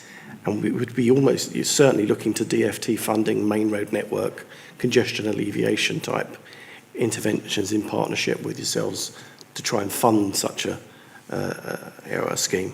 So it would be not quick, not easy. It would be a lot of hoops to jump through, and Hook roundabout as well with the development, I think, is the other obvious reason. It's the reason, as we know, it's that so many people are moving further up the A3 and then having to circle back to get on line of route. So, yeah, I think we should certainly work together and look at those opportunities that might come out of that. But looking at the layout of that sort of junction interchange, the 3D, how the roads come together, probably is quite difficult as well and quite expensive. So I think we should look at all options, keep all options open.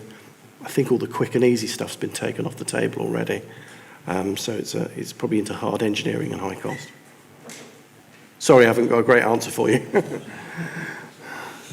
Indeed. No, thanks for that. I mean, it's ineffable. I mean, the solution to this is extremely difficult, complex, and time, resource, and money, vast amounts of money.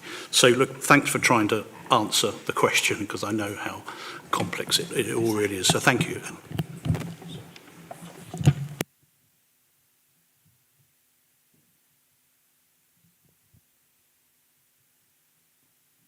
Right, Councillor Holt. You wish to ask a question? Yes, it's kind of linked to the last one, and it's something that's always sort of I've been thinking about for a while, and that's about encouraging. I know you don't want more people to go towards Tolworth Roundabout, but actually we don't know how many people do that anyway. That they may well just stay on, go right round Tolworth Roundabout and come back and come off at the Hook Roundabout, and they can go either to Chessington or they can come back on themselves to Surbiton. So that is a way of navigating it. So my question is probably, how have we ever considered that? Have you looked at whether people do that, whether there's a lot of traffic doing that, and would it be possible to have signage on the A3 that actually encourages people to do that? We've not looked at it, but we may be able to use some existing data that we have from the Tolworth Roundabout scheme to investigate whether we do have any AMPR camera for that movement and see whether it is something that people do already. Have a think about the signage aspect of that as well. That's not something we considered at the moment, but to try and encourage people not to use Fuller's Way North, an alternative could be to route back round to hit roundabout. I guess we could look at signage. I guess the appealing and especially with sat-navs would be that the Fuller's Way North approach might be quicker and more appealing to people. Yeah. Oh, yes, please go on. Yeah, it would be good to know if we did have some data or could get some data, because I do think that's the bit of this that we don't actually know how many people are already doing that, rather than coming off. And as we've heard, that's sometimes difficult getting up the residential roads to get through. So you might actually just stay on. So there may well already be an impact on the Tolworth Roundabout. So thank you if you can do that. Okay. Thank you, Councillor. Councillor Tyerland. Thank you, Chair. The Signal Park development just on the other side of A3, they already built 300 properties and you built an extra lane to cope up with the traffic. Now there's a proposal to probably build another 700 properties. So how would you handle that traffic? I'm not aware of the detail of that one, but I guess most of our sort of developments come through the sort of pre-application stage, and we would do some traffic modelling or assessment. They would have to sort of write an assessment of how people are going to use the development, whether it's car-free, what sort of car usage they would expect. Sorry? It is car-free development. Okay. So yeah, Eunice knows, yeah. So if it's car-free development, it may not be too much of an impact, but yeah, we'd expect any developments to sort of assess their impact on the network. And then I guess that's why in this case previously there've been an additional lane and some changes to the lining and signing on the roundabout itself, but I guess that would be assessed on a case-by-case basis whether that would be needed for any future developments. Yeah. Did you have a follow-up? There's a possibility of cap in hand around the Ace Space roundabout. There was a proposal to build lots of flats with car-free development, and then the application or the consultation was withdrawn because the residents didn't want a car-free development. That will be a problem as well.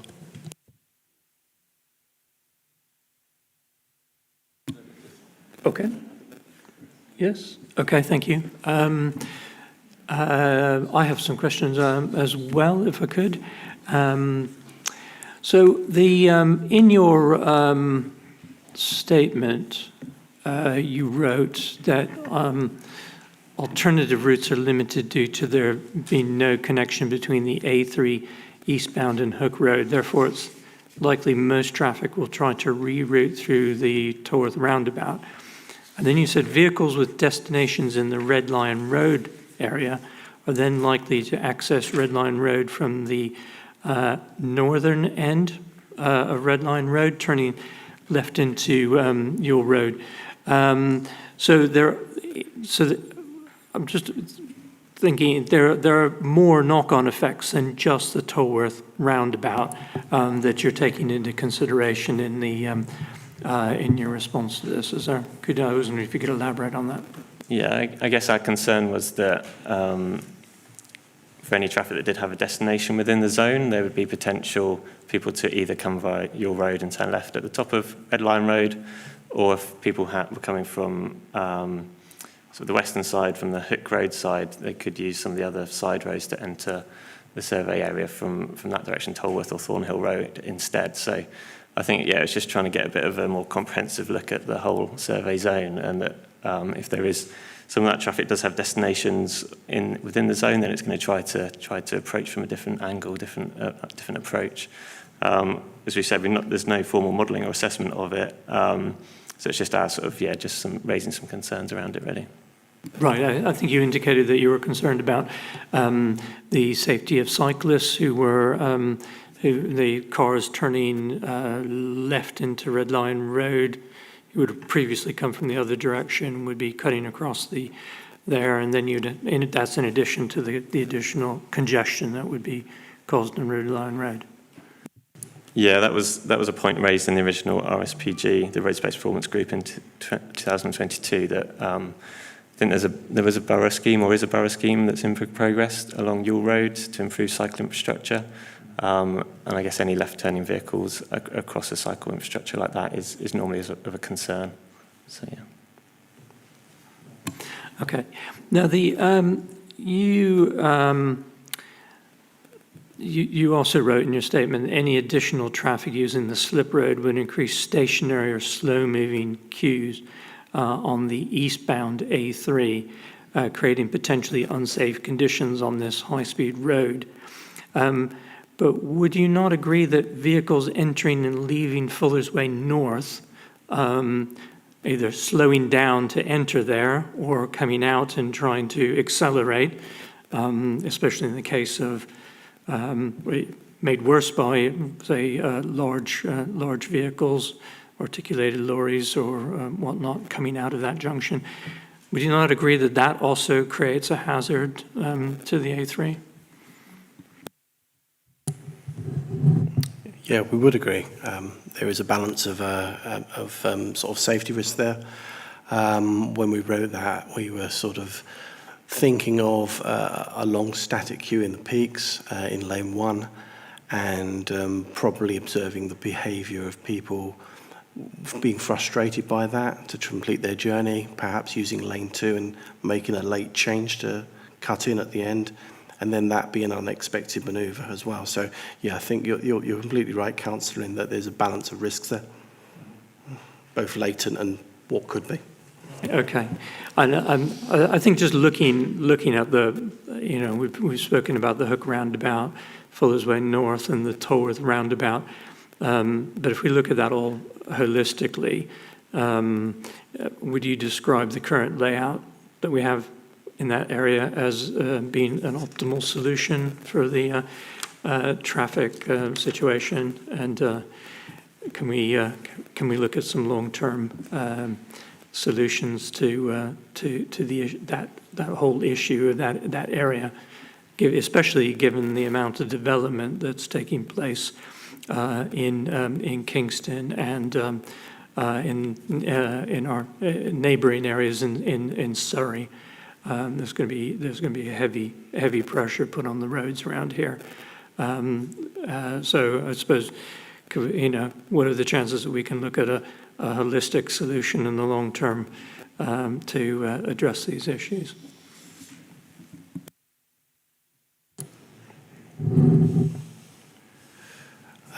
I think as per the early sort of discussions on that, Councillor, that they're in the high cost, high complexity option there, and would need a number of highway authorities and the sort of the motorways agency to come together and seek solutions together collaboratively. It's not something that the TfL could lead alone, and certainly not in our current business plan to afford it. So that's a hurdle to clear. Right, but we do have a lot of development taking place in this area. We're looking at, you know, we're doing a lot. The council itself is doing quite a bit of building. We've got the Hook Road, Hook Park development, which is being mooted right now. 2,000 homes. I believe it's 2,000 or 2,500 homes. In the latest plans that I've seen there is that it would not be absolutely car-free. They're talking about having 800 parking spaces there. And we may be having to look at putting in some CPZs in the area, in the surrounding areas, to keep people from parking in the neighbouring areas. If that goes ahead, obviously this is still in pre-app stage. We've also got Signal Park, which the first phase has been finished, and there's going to be additional phases which are going to be even taller than what's already been built. And with best will in the world, we're still going to get a lot more cars, you know, because that's, you know, generally what happens. So, you know, would it not make sense for us to have some kind of long-term design study at least, you know, looking at projections, you know, and modeling for traffic in this area, with a kind of, you know, just a sort of focus on what are we going to do in the long term. I know it's going to be complicated and expensive, but surely it must start with some kind of a at least back of the envelope kind of plan or examination of the problem. I don't know. Would you agree with that or not? Sorry, Chair, can I take that question? Because it's not only TfL issues here, because any major application, we will be part of it as a borough as well. So we will work with TfL, and TfL it's not my two colleagues here, there is another department who look under the planning, then what we can do is we can take this concern what these members has and we can pass them to the officer who consider as an implication of any major development in the area what we would like to see and see if that is something we can achieve as a result of that. Thank you. Okay, thanks, Eunice. I was directing the question to TfL, not expecting that they would obviously make any commitments here tonight, but more to ask if you could take that away. I think that given we're talking about the A3, which is a TfL road, up until roughly the Hook roundabout or slightly past that when it becomes Surrey or Highways England or something like that. But obviously it gets quite complicated around there. But whether we need to be thinking in terms of some kind of, can you take that away and say that I think we need, that we think that there needs to be some long-term planning in this area because we are developing, we're building a lot in this area. Yeah, I agree, and I support the sentiment that any development in the area could be an opportunity for change. It could, through their sort of SIL or Section 278 contributions, seed fund some of that work to explore the art of the possible or even contribute towards solutions. So, yeah, I think that's something that we would, with colleagues around the table here, look to capitalise on if those opportunities present themselves. Okay. No, thank you very much. Do any members have any further questions? Okay. Thank you very much. So just to wrap up, I believe that our highways team, the RBK, is going to be bringing a report back on the 9th of September to this committee with sort of follow-up report with any sort of recommendations. That will also, and just if you confirm that. Thank you, Chair. Following this debate, we will be bringing a report to this committee regarding this and the outcome and agree on a way forward so you can sign it off and vote in it. Okay, thank you. And just for the benefit of residents here, there would be a chance to speak as part of that agenda item when it comes back to the to committee in September. So thank you very much to TfL, representatives of TfL from being here, and our highways team as well. Thanks for coming out tonight, and thank you to the residents who came along and asked questions. I think it was a very useful discussion. So thank you. And I'll give everybody a moment to move about, and then we'll move on to the next agenda item, which is the Community Grants Program.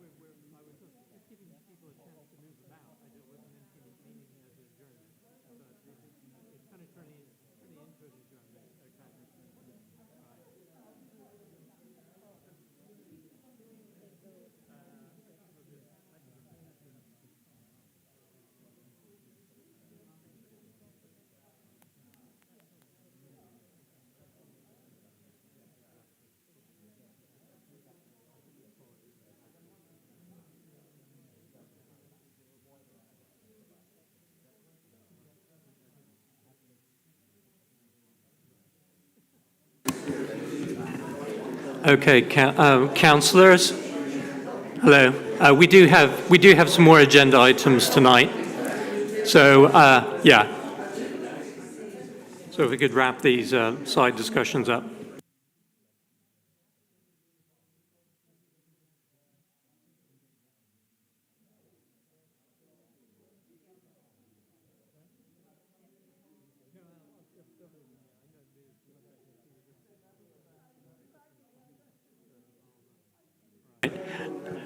Okay, let's move back to the next item on the agenda. Item 7. Yeah. If you'd like to carry on the conversations outside, that would be fine. Okay. Thank you. We have some Councillor Jürgen Nathan? Yeah. Jürgen. Jürgen. All right.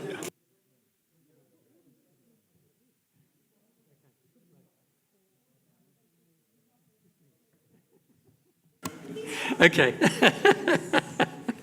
Right. Okay. Thank you very much. We have some guests here tonight who've been here waiting patiently for us to get to the community grants section.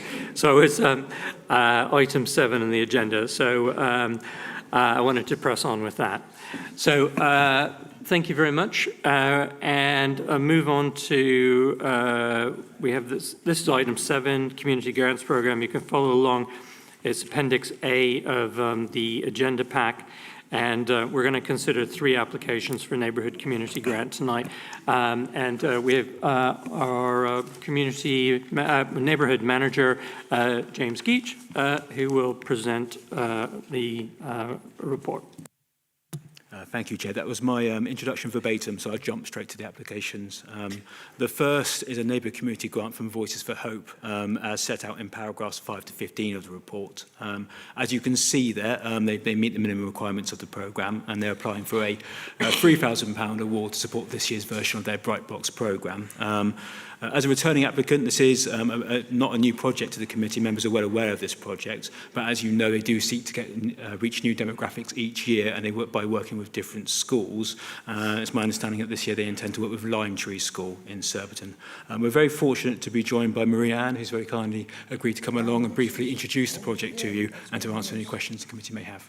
Thank you, Chair. Okay. Oh, thank you very much. All right. Okay.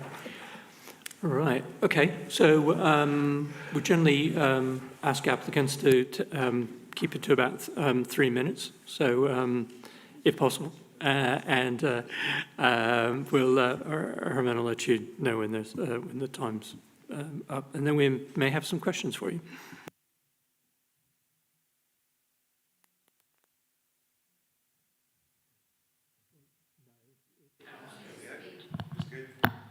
One, two, yes. Okay, lovely. So good evening, everyone. So thank you so much for the opportunity to speak with you today. So my name is Mariana, and I'm the project lead for Bright Box, so a project operating under the umbrella of Voices of Hope. So I'm just going to cover quickly what we do and the impact we have so far and how your support can help to reach more families for this project.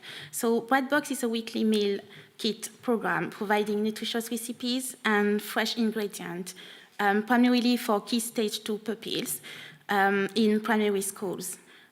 So our aim is really to establish a lifelong healthy eating habits and practical cooking skills among children. So by empowering children as agents of change at home, the program promotes healthier lifestyle and food behaviors within the entire families. So the families will receive 36 weeks of budget-friendly and nutritionally balanced recipes and ingredients that will encourage the families to cook together and the child really to lead in the kitchen. So meals typically cost under £5 for a family of 5. This has become quite challenging due to rising costs. But Bright Box offers a fun, interactive family experience that builds cooking skills, confidence, and family bonds. And so we have a lot of lovely testimonies from the children and families saying that the recipes are quick and easy, and they can spend time together making delicious, healthy meals that they would not have done previously. So today, so we are completing our 5th year as an organization, and we support over 800 families across 7 locations in the UK. So in Surbiton, specifically, we partner with Lime Tree Primary School. So we know that the need is real in that school, with around 28% of free school meal children. And so this grant will enable us to support 9 new families in this community from September. So, as I said, the impact is really clear. 90% of parents say that the experience with Bad Box is positive. 86% say that they will reuse the recipes, because this is really what we want to do. Thank you. So, we request £3,000 to support 9 new families in Lime Tree Primary School from September. And so really, Bread Box is more than just food. It helps families to connect, learn, and really have a well-being and feel better together. So with your support, we will reach more families in Surbiton neighbourhood to help them to build healthy habits, gain confidence, and create happy homes. So thank you so much. Okay, no, thank you. Thank you very much for that. Do we have any questions from members? Do members wish to ask any questions regarding this? Yes, Councillor Holt. I'm not sure if it's you or James. I just want to, it's a neighbourhood grant that you're applying for. Are you going to other committees to get grant funding as well, or this is the only committee? Yes, we applied for North and Kingston and North Kingston as well. So we have applied for the 4 grants because we are partnering with different schools in Kingston, and some of those schools are in the other neighbourhood. So we applied for those grants as well, yes.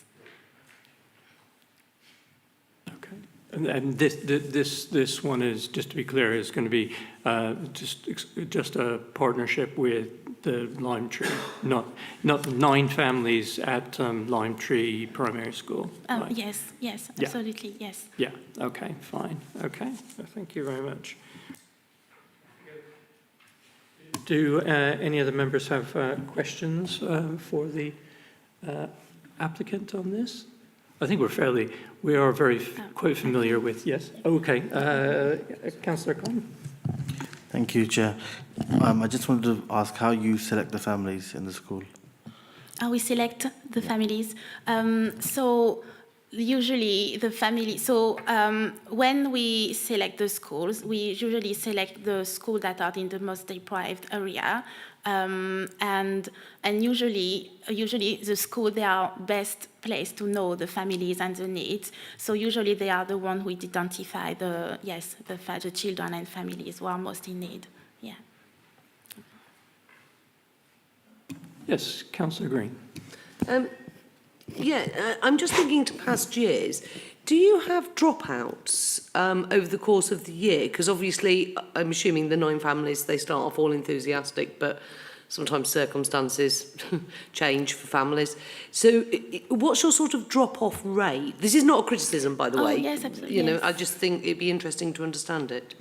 Yes, it's something that really amazed us with this project, because we have usually a great engagement from the families. We haven't experienced drop down, apart from recently with a school in Kingston where some communities, a gypsy, they decided that they don't want to receive the box anymore because they are not open to receive charity. Knowing that usually when we communicate about the project, we really communicate as a way for families to develop cooking skills. So it's not a charity, it's not a food bank, but the fact that they know it was from a charity, so they decided that but apart from that, usually families are really keen to stay in the project. And before applying for the grant, I contacted LAM3, for example, and they said that how the family received it so well, and they are really keen to carry on. So yes, so usually we don't have drop down apart from this case for this school, yeah. Mm. Okay, do any other members have questions? Well, I've got a statement how good they are, that's all. Well, okay. Okay, so let me ask a quick question, and then I'll come to Councillor Waldridge to make a statement. So I was just wondering about the kind of assistance or training. Do any of the families have difficulties in engaging with the recipes, and how do you help them with that? Any skills that they need to pick up? So usually at the end of every term, we do a survey to ask families what they would like to see improved in the project, the different difficulties they have. So that enable us to improve the project. So we haven't received feedback regarding the difficulty to understand the recipes. Usually, children and parents, they are quite keen, and it's really easy for them to, as I said, for example, I read this comment from a mum saying that we love how quick and easy the recipes are to make. The instructions are perfect with words and pictures. So usually it's really child-led, so it's really for the child to be able to follow the step-by-step, the recipes, and we have here some pictures, and they help the kids to develop cooking skills, but also help them with literacy, because they have to follow the recipes, to read through that. And many parents as well say that this has helped their child to learn and to develop cooking skills, to develop the literacy skills as well. And something that really amazed us as well is with SCN children. So we have seen a great benefit for the project as well with this community, and so we are working. Recently, we have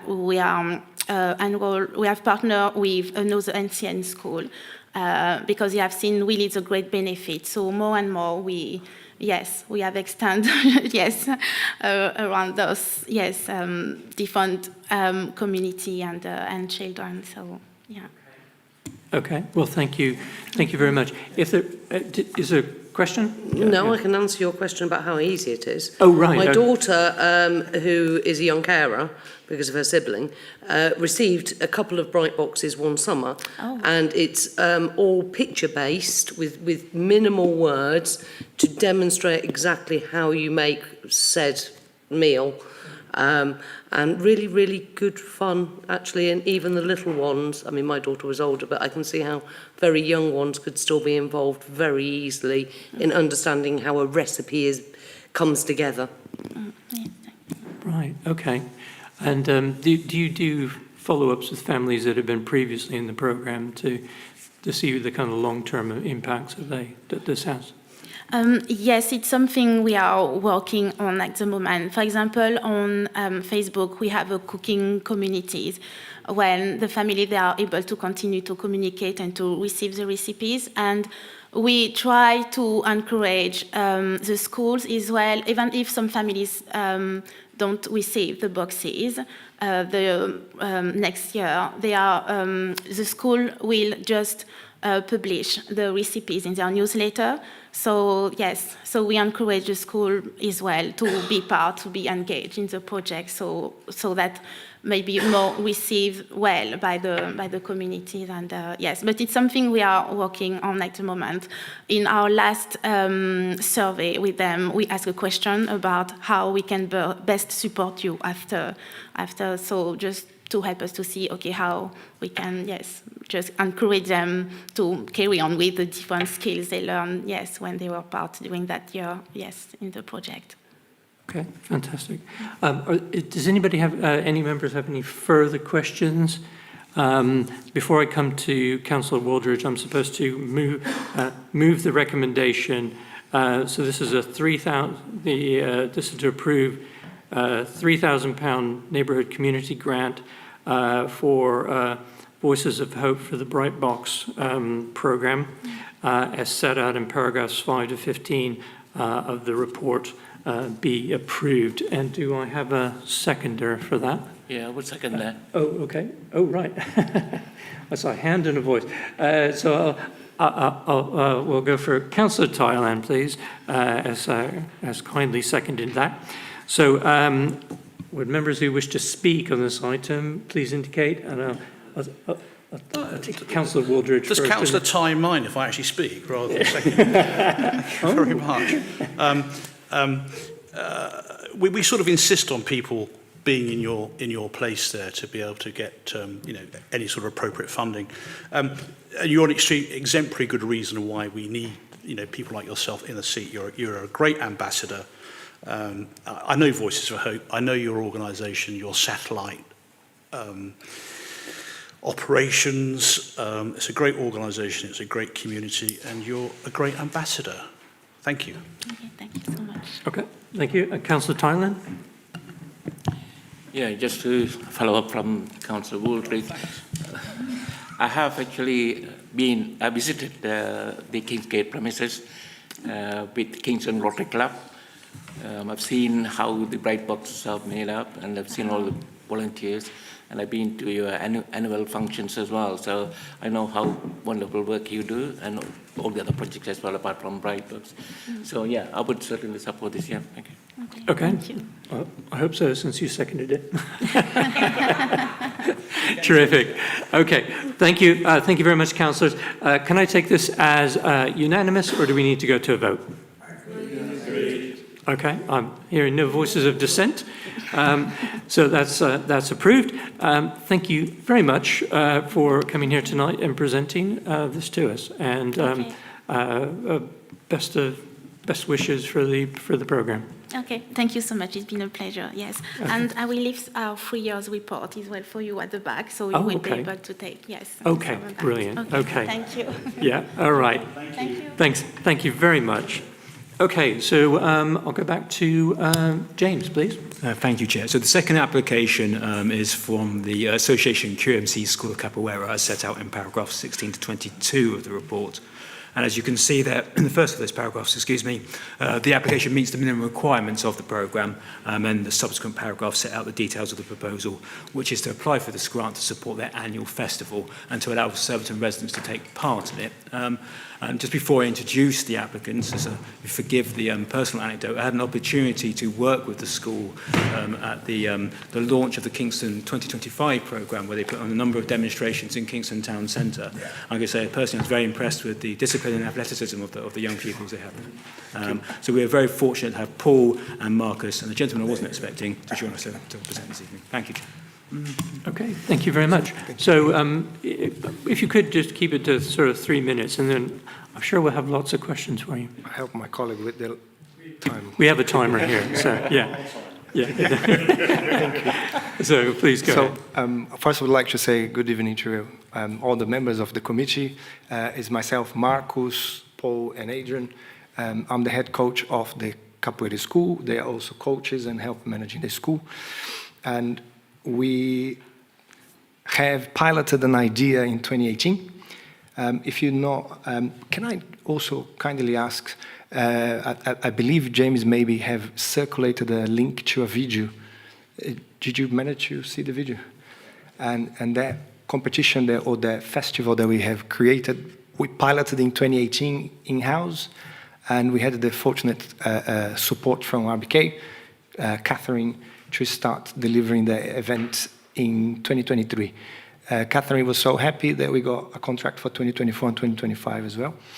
And some of yourselves already came from the first year to support, to give medals and trophies and support the event. And it's basically us being able to demonstrate the magic of the art. A lot of people don't know if it's a dance, don't know if it's a martial art, and it has all of those aspects. And that festival we can show those aspects.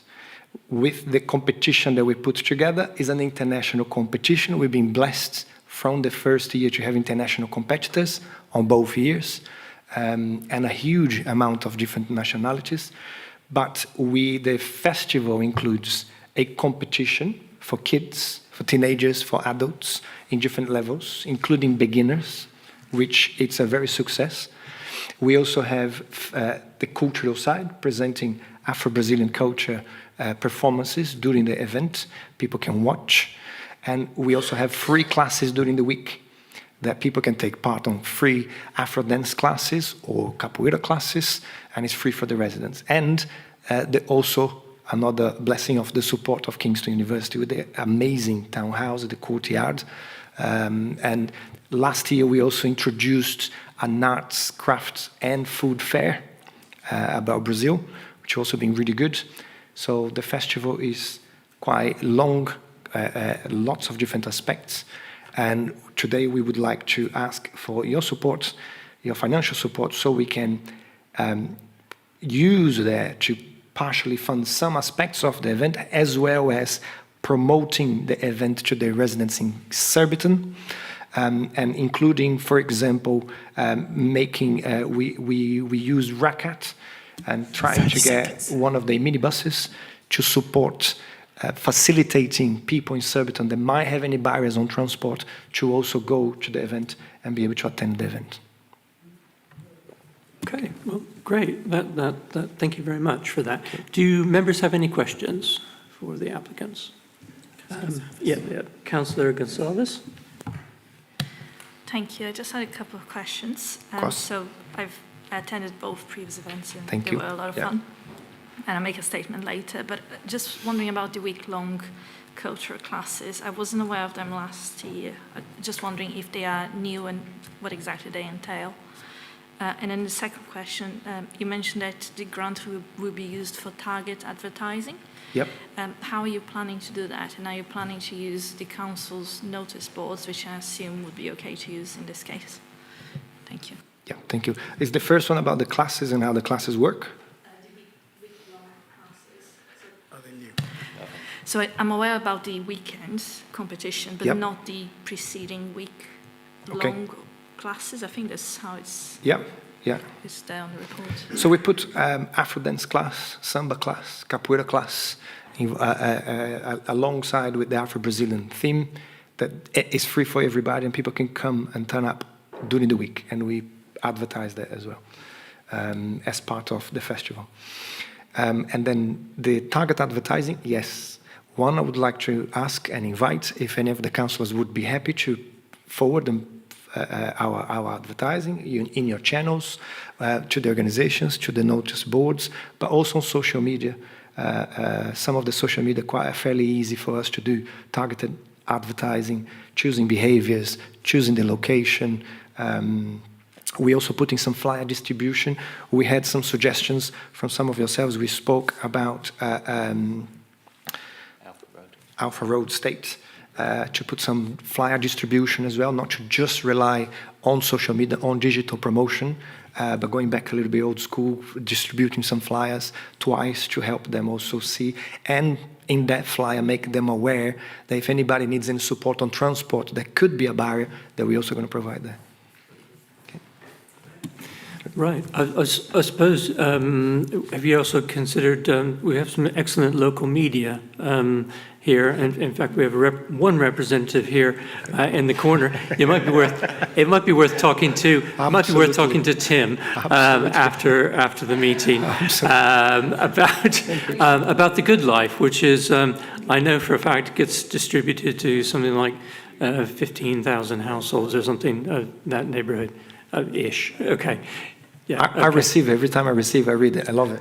Yeah, I read it cover to cover every time it comes out. Great. So, do we have any further questions? No, Steve. Okay. Well, now I need to move from the chair. The application for £3,000 neighbourhood community grant for the Association QMC School of Capoeira. Capoeira, yeah. I hope I said that right. As set in paragraphs 16 to 22 of the report, be approved. Do I have a seconder? Yes. Yes, Councillor Gonsalves. Right, excellent. So do members have any comments to or wish to debate this? Councillor Gonsalves, Councillor Wooldridge, please go ahead. And Councillor Thailand, please go ahead. Thank you, Chair. So yeah, I just want to say I attended both events, so 2024 and 2023. They were both a lot of fun, very well run, very professional, impressive capoeira ginga and moves, and great music as well. And I enjoyed the craft and food market last year as well. And I don't know how aware people are of this, but Brazilians are everywhere. There are so many of us in Kingston. There's even another event that happens every other month, I'd say. Yeah. There's a Brazilian fair in Chessington. It's quite new, maybe last year, but it brings a lot of people to Kingston, and a lot of people from Kingston go and attend it. The event is very family friendly as well, so it really, I'd ask the rest of the committee to support it because it's great fun. Thank you. Thank you.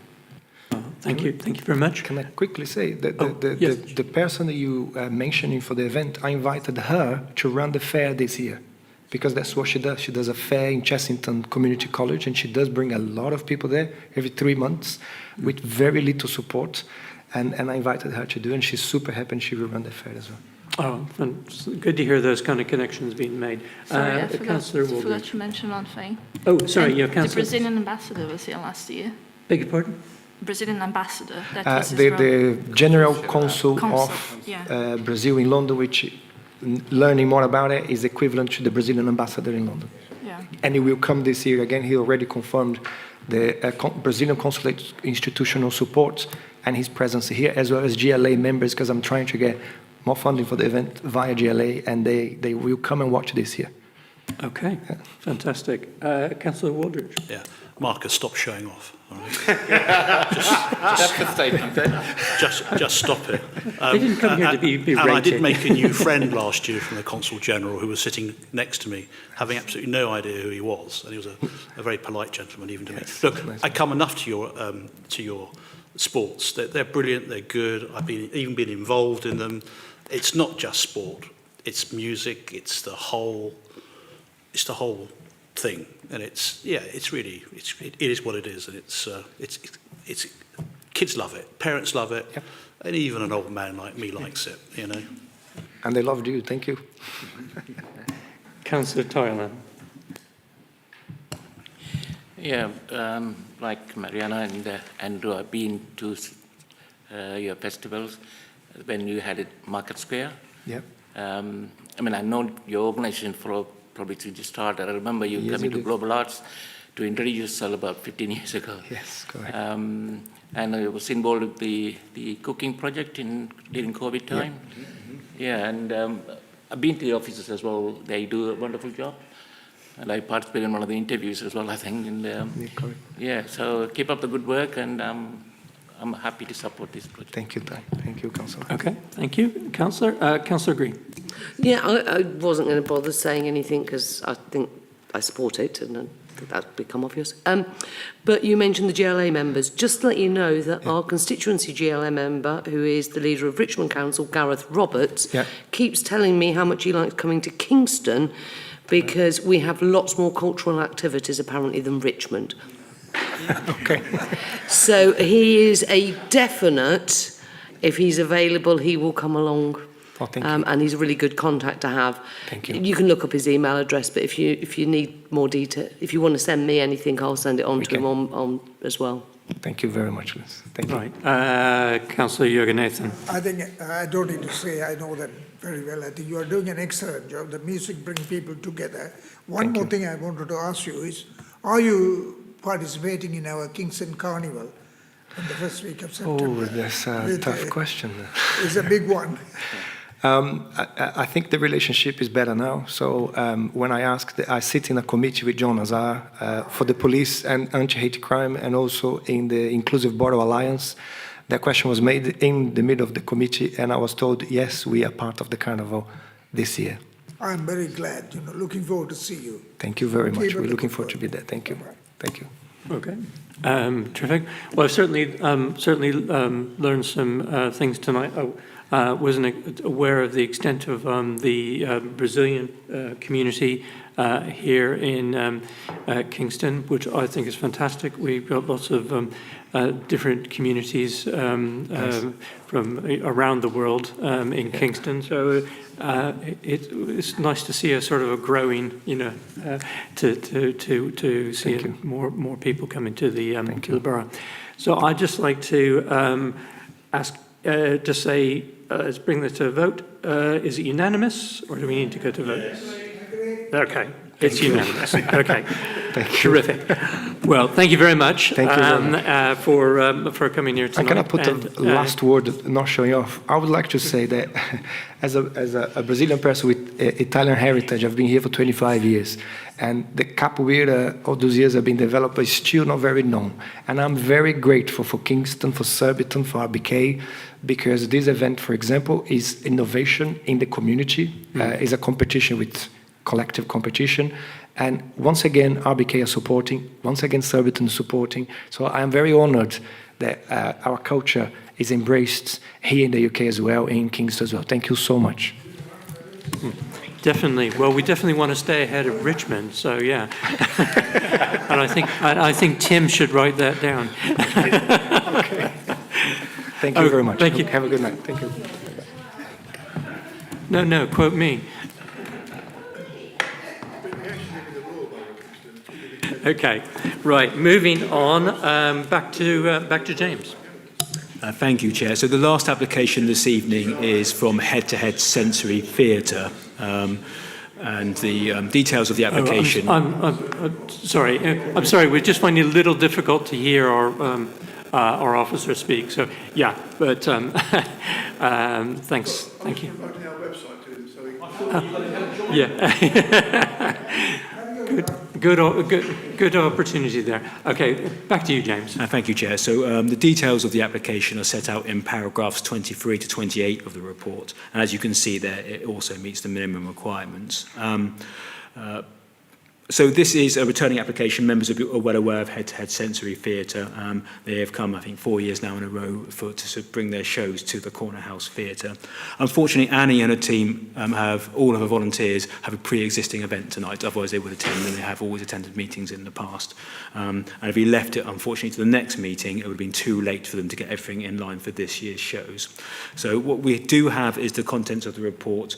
They've given me, Annie's written a brief statement, which she's asked me to read out. I have circulated it to members, but I will briefly summarise it as well. And it's a first-person narrative in her voice. I'm so sorry not to be able to present this statement, and I thank Mr. Geach for reading it out on my behalf. I am the pro bono CEO of the Sensory Theatre, and we've been visiting the Corner House in Surbiton for many years, bringing multi-sensory shows, immersive experiences, and pantomimes to the special needs community in this area. Here is a comment from a Surbiton mum following last year's pantomime. It felt wonderful that we could attend a Christmas event that adapted for the SEND children. As a parent, I did not feel anxious about how my child would respond or act. I have recommended your performance to my child's specialist school. So this year we wish to bring our multi-sensory pantomime Jack and the Beanstalk to the Corner House. We always combine learning with fun, and as you've picked up from the title, this year's pantomime will have a science flavour. We'll present 2 performances catering up to 100 family members. Our actors perform in and around the audience, providing one-to-one sensory experiences to children, presenting with a wide range and varied levels of disability. They use Makaton signing and pre-recorded voice output communication aids to ensure that every child is able to follow the storyline and join in with the responses. In addition, next summer, they will bring 2 performances of a multi-sensory production to the Corner House, catering for a further 100 families for the special needs community. I very much hope that you consider our request to bring this unique entertainment to families in the area who have children with a learning difficulty and or disability. I also asked, knowing they weren't going to be able to attend this evening, for a few supplementary questions, and they have confirmed that last year they had 127 audience members in their shows, and they anticipate the same numbers this year. A child's ticket costs £8, and that includes one free adult, and all the tickets can be purchased on their website. And also previously circulated to members is this detailed list of feedback and photos from last year's performances. I won't go through that in detail, Chair, because members have had a chance to read it already. I'm happy to answer any questions as best I can. Thank you, Chair. Okay, thank you very much. Do members have any questions for James that he might be able to answer here? Obviously, we wish we had the applicant here, but we understand the circumstances, which meant that they couldn't be here tonight. Okay, well, if there are no questions, then I'll just move the recommendation, the application for £3,000 neighbourhood community grant for head-to-head sensory theatre as set out in paragraphs 23 to 28 of the report be approved. And do I have a seconder for that? Yeah, Councillor Green. I saw your hand. Okay. Do members wish to speak on this matter? Councillor Green. Yeah, I just think it's really important. If you have a special needs child, often they come with features. Often they come with features. That sounds awful, doesn't it? Like you've purchased them. But often taking them, as many know, I have an autistic daughter, and taking them to regular things as children is quite difficult because you never know when they're just going to start stimming, or they're going to make noises, or they're going to wander around, or generally, it sounds awful, embarrass you, because it's not their fault, but it's still like, will you sit down and shut up, it's a show. And my daughter's, not that severe on her autism. To have somewhere where actually, as the parent, you can relax, because if they start stimming, and those that don't know what stimming is, it can be movements, it can be sort of repetitive things that happen. And to know that everybody around you understands is so special. To be able to have that opportunity where you're not thinking, oh God, will you just stop? You're relaxed, so you're enjoying it more, which feeds into the child more. And it's just a really nice, I've never been to this one, but anything that is for the enjoyment of special needs young people, where the parent can also be there, participate with them and feel relaxed in that environment is very much a positive. One thing I'd like to feed back is, I understand £8 a ticket, well, £8 for the pair of tickets effectively is not hugely expensive for many people. But I would not want any family to not be able to attend because of the £8. And obviously we do have families within Surbiton and Kingston as a whole who would struggle, who are below the poverty line and may feel that that is an extravagance. Special needs children are not cheap as it stands anyway. So can I move a slight change to the recommendation? It's just come to me, Chair, so apologies for not giving you this in advance. But I'd love them to be able to offer some free tickets for those where the cost may well be a barrier to them going. And for the sake of us giving them an extra, and James will probably tell me I'll take it over the limit or something, but giving them an extra sort of, 100 quid, 200 quid, something like that, they could then have that pot to give those free tickets out if they came across somebody in those circumstances. So I'm not formally moving it, I'm just floating an idea at the moment. And it's a shame they're not here, but, that can't be helped, it happens. Right, okay. Right, okay. Well, I was going to say, how do we top what you just said there, if anybody had anything to add to your previous statement, but the question of increasing the amount. I'm not sure how we could do that apart from do a separate councillor ward funding allocation, so just take that as a separate item, or I suppose this is going to be a pantomime. What they're looking for now is they're looking for the money to be secured now, and then they come back at a September or October. Unless they're doing the pantomime very early. Well, okay, all right. Okay. Well, sometimes, summer pantomime. But anyways, so perhaps maybe the best thing would be, I think is an excellent idea, but maybe we could take it as a separate council ward funding item. Very happy with that, Chair. So very happy to second it and support it. with the knowledge that James will let them know that, would that, or ask them, would that be helpful? And do they come across that situation? If they don't come across it, fine. Thank you, Chair, for that suggestion. Well, it's a shame that, I mean, it's a shame, obviously there are reasons for it, but it's a shame that Annie wasn't here. She might have been able to answer that question for us tonight. However, so does anybody have anything they want to add to Councillor Green's statement? Okay, can I take that as unanimous? Agreed. Okay, so, right. So it's approved unanimously, and will be invite the sensory head-to-head to, exactly, to make maybe a supplementary bid in that case. Okay, terrific. Thank you very much. So we move on to, let's see, we had the planning application, that's been withdrawn, the work program. Please, members, please note, etc. Urgent items, there are none, so I close the meeting at 9:57. Thank you very much.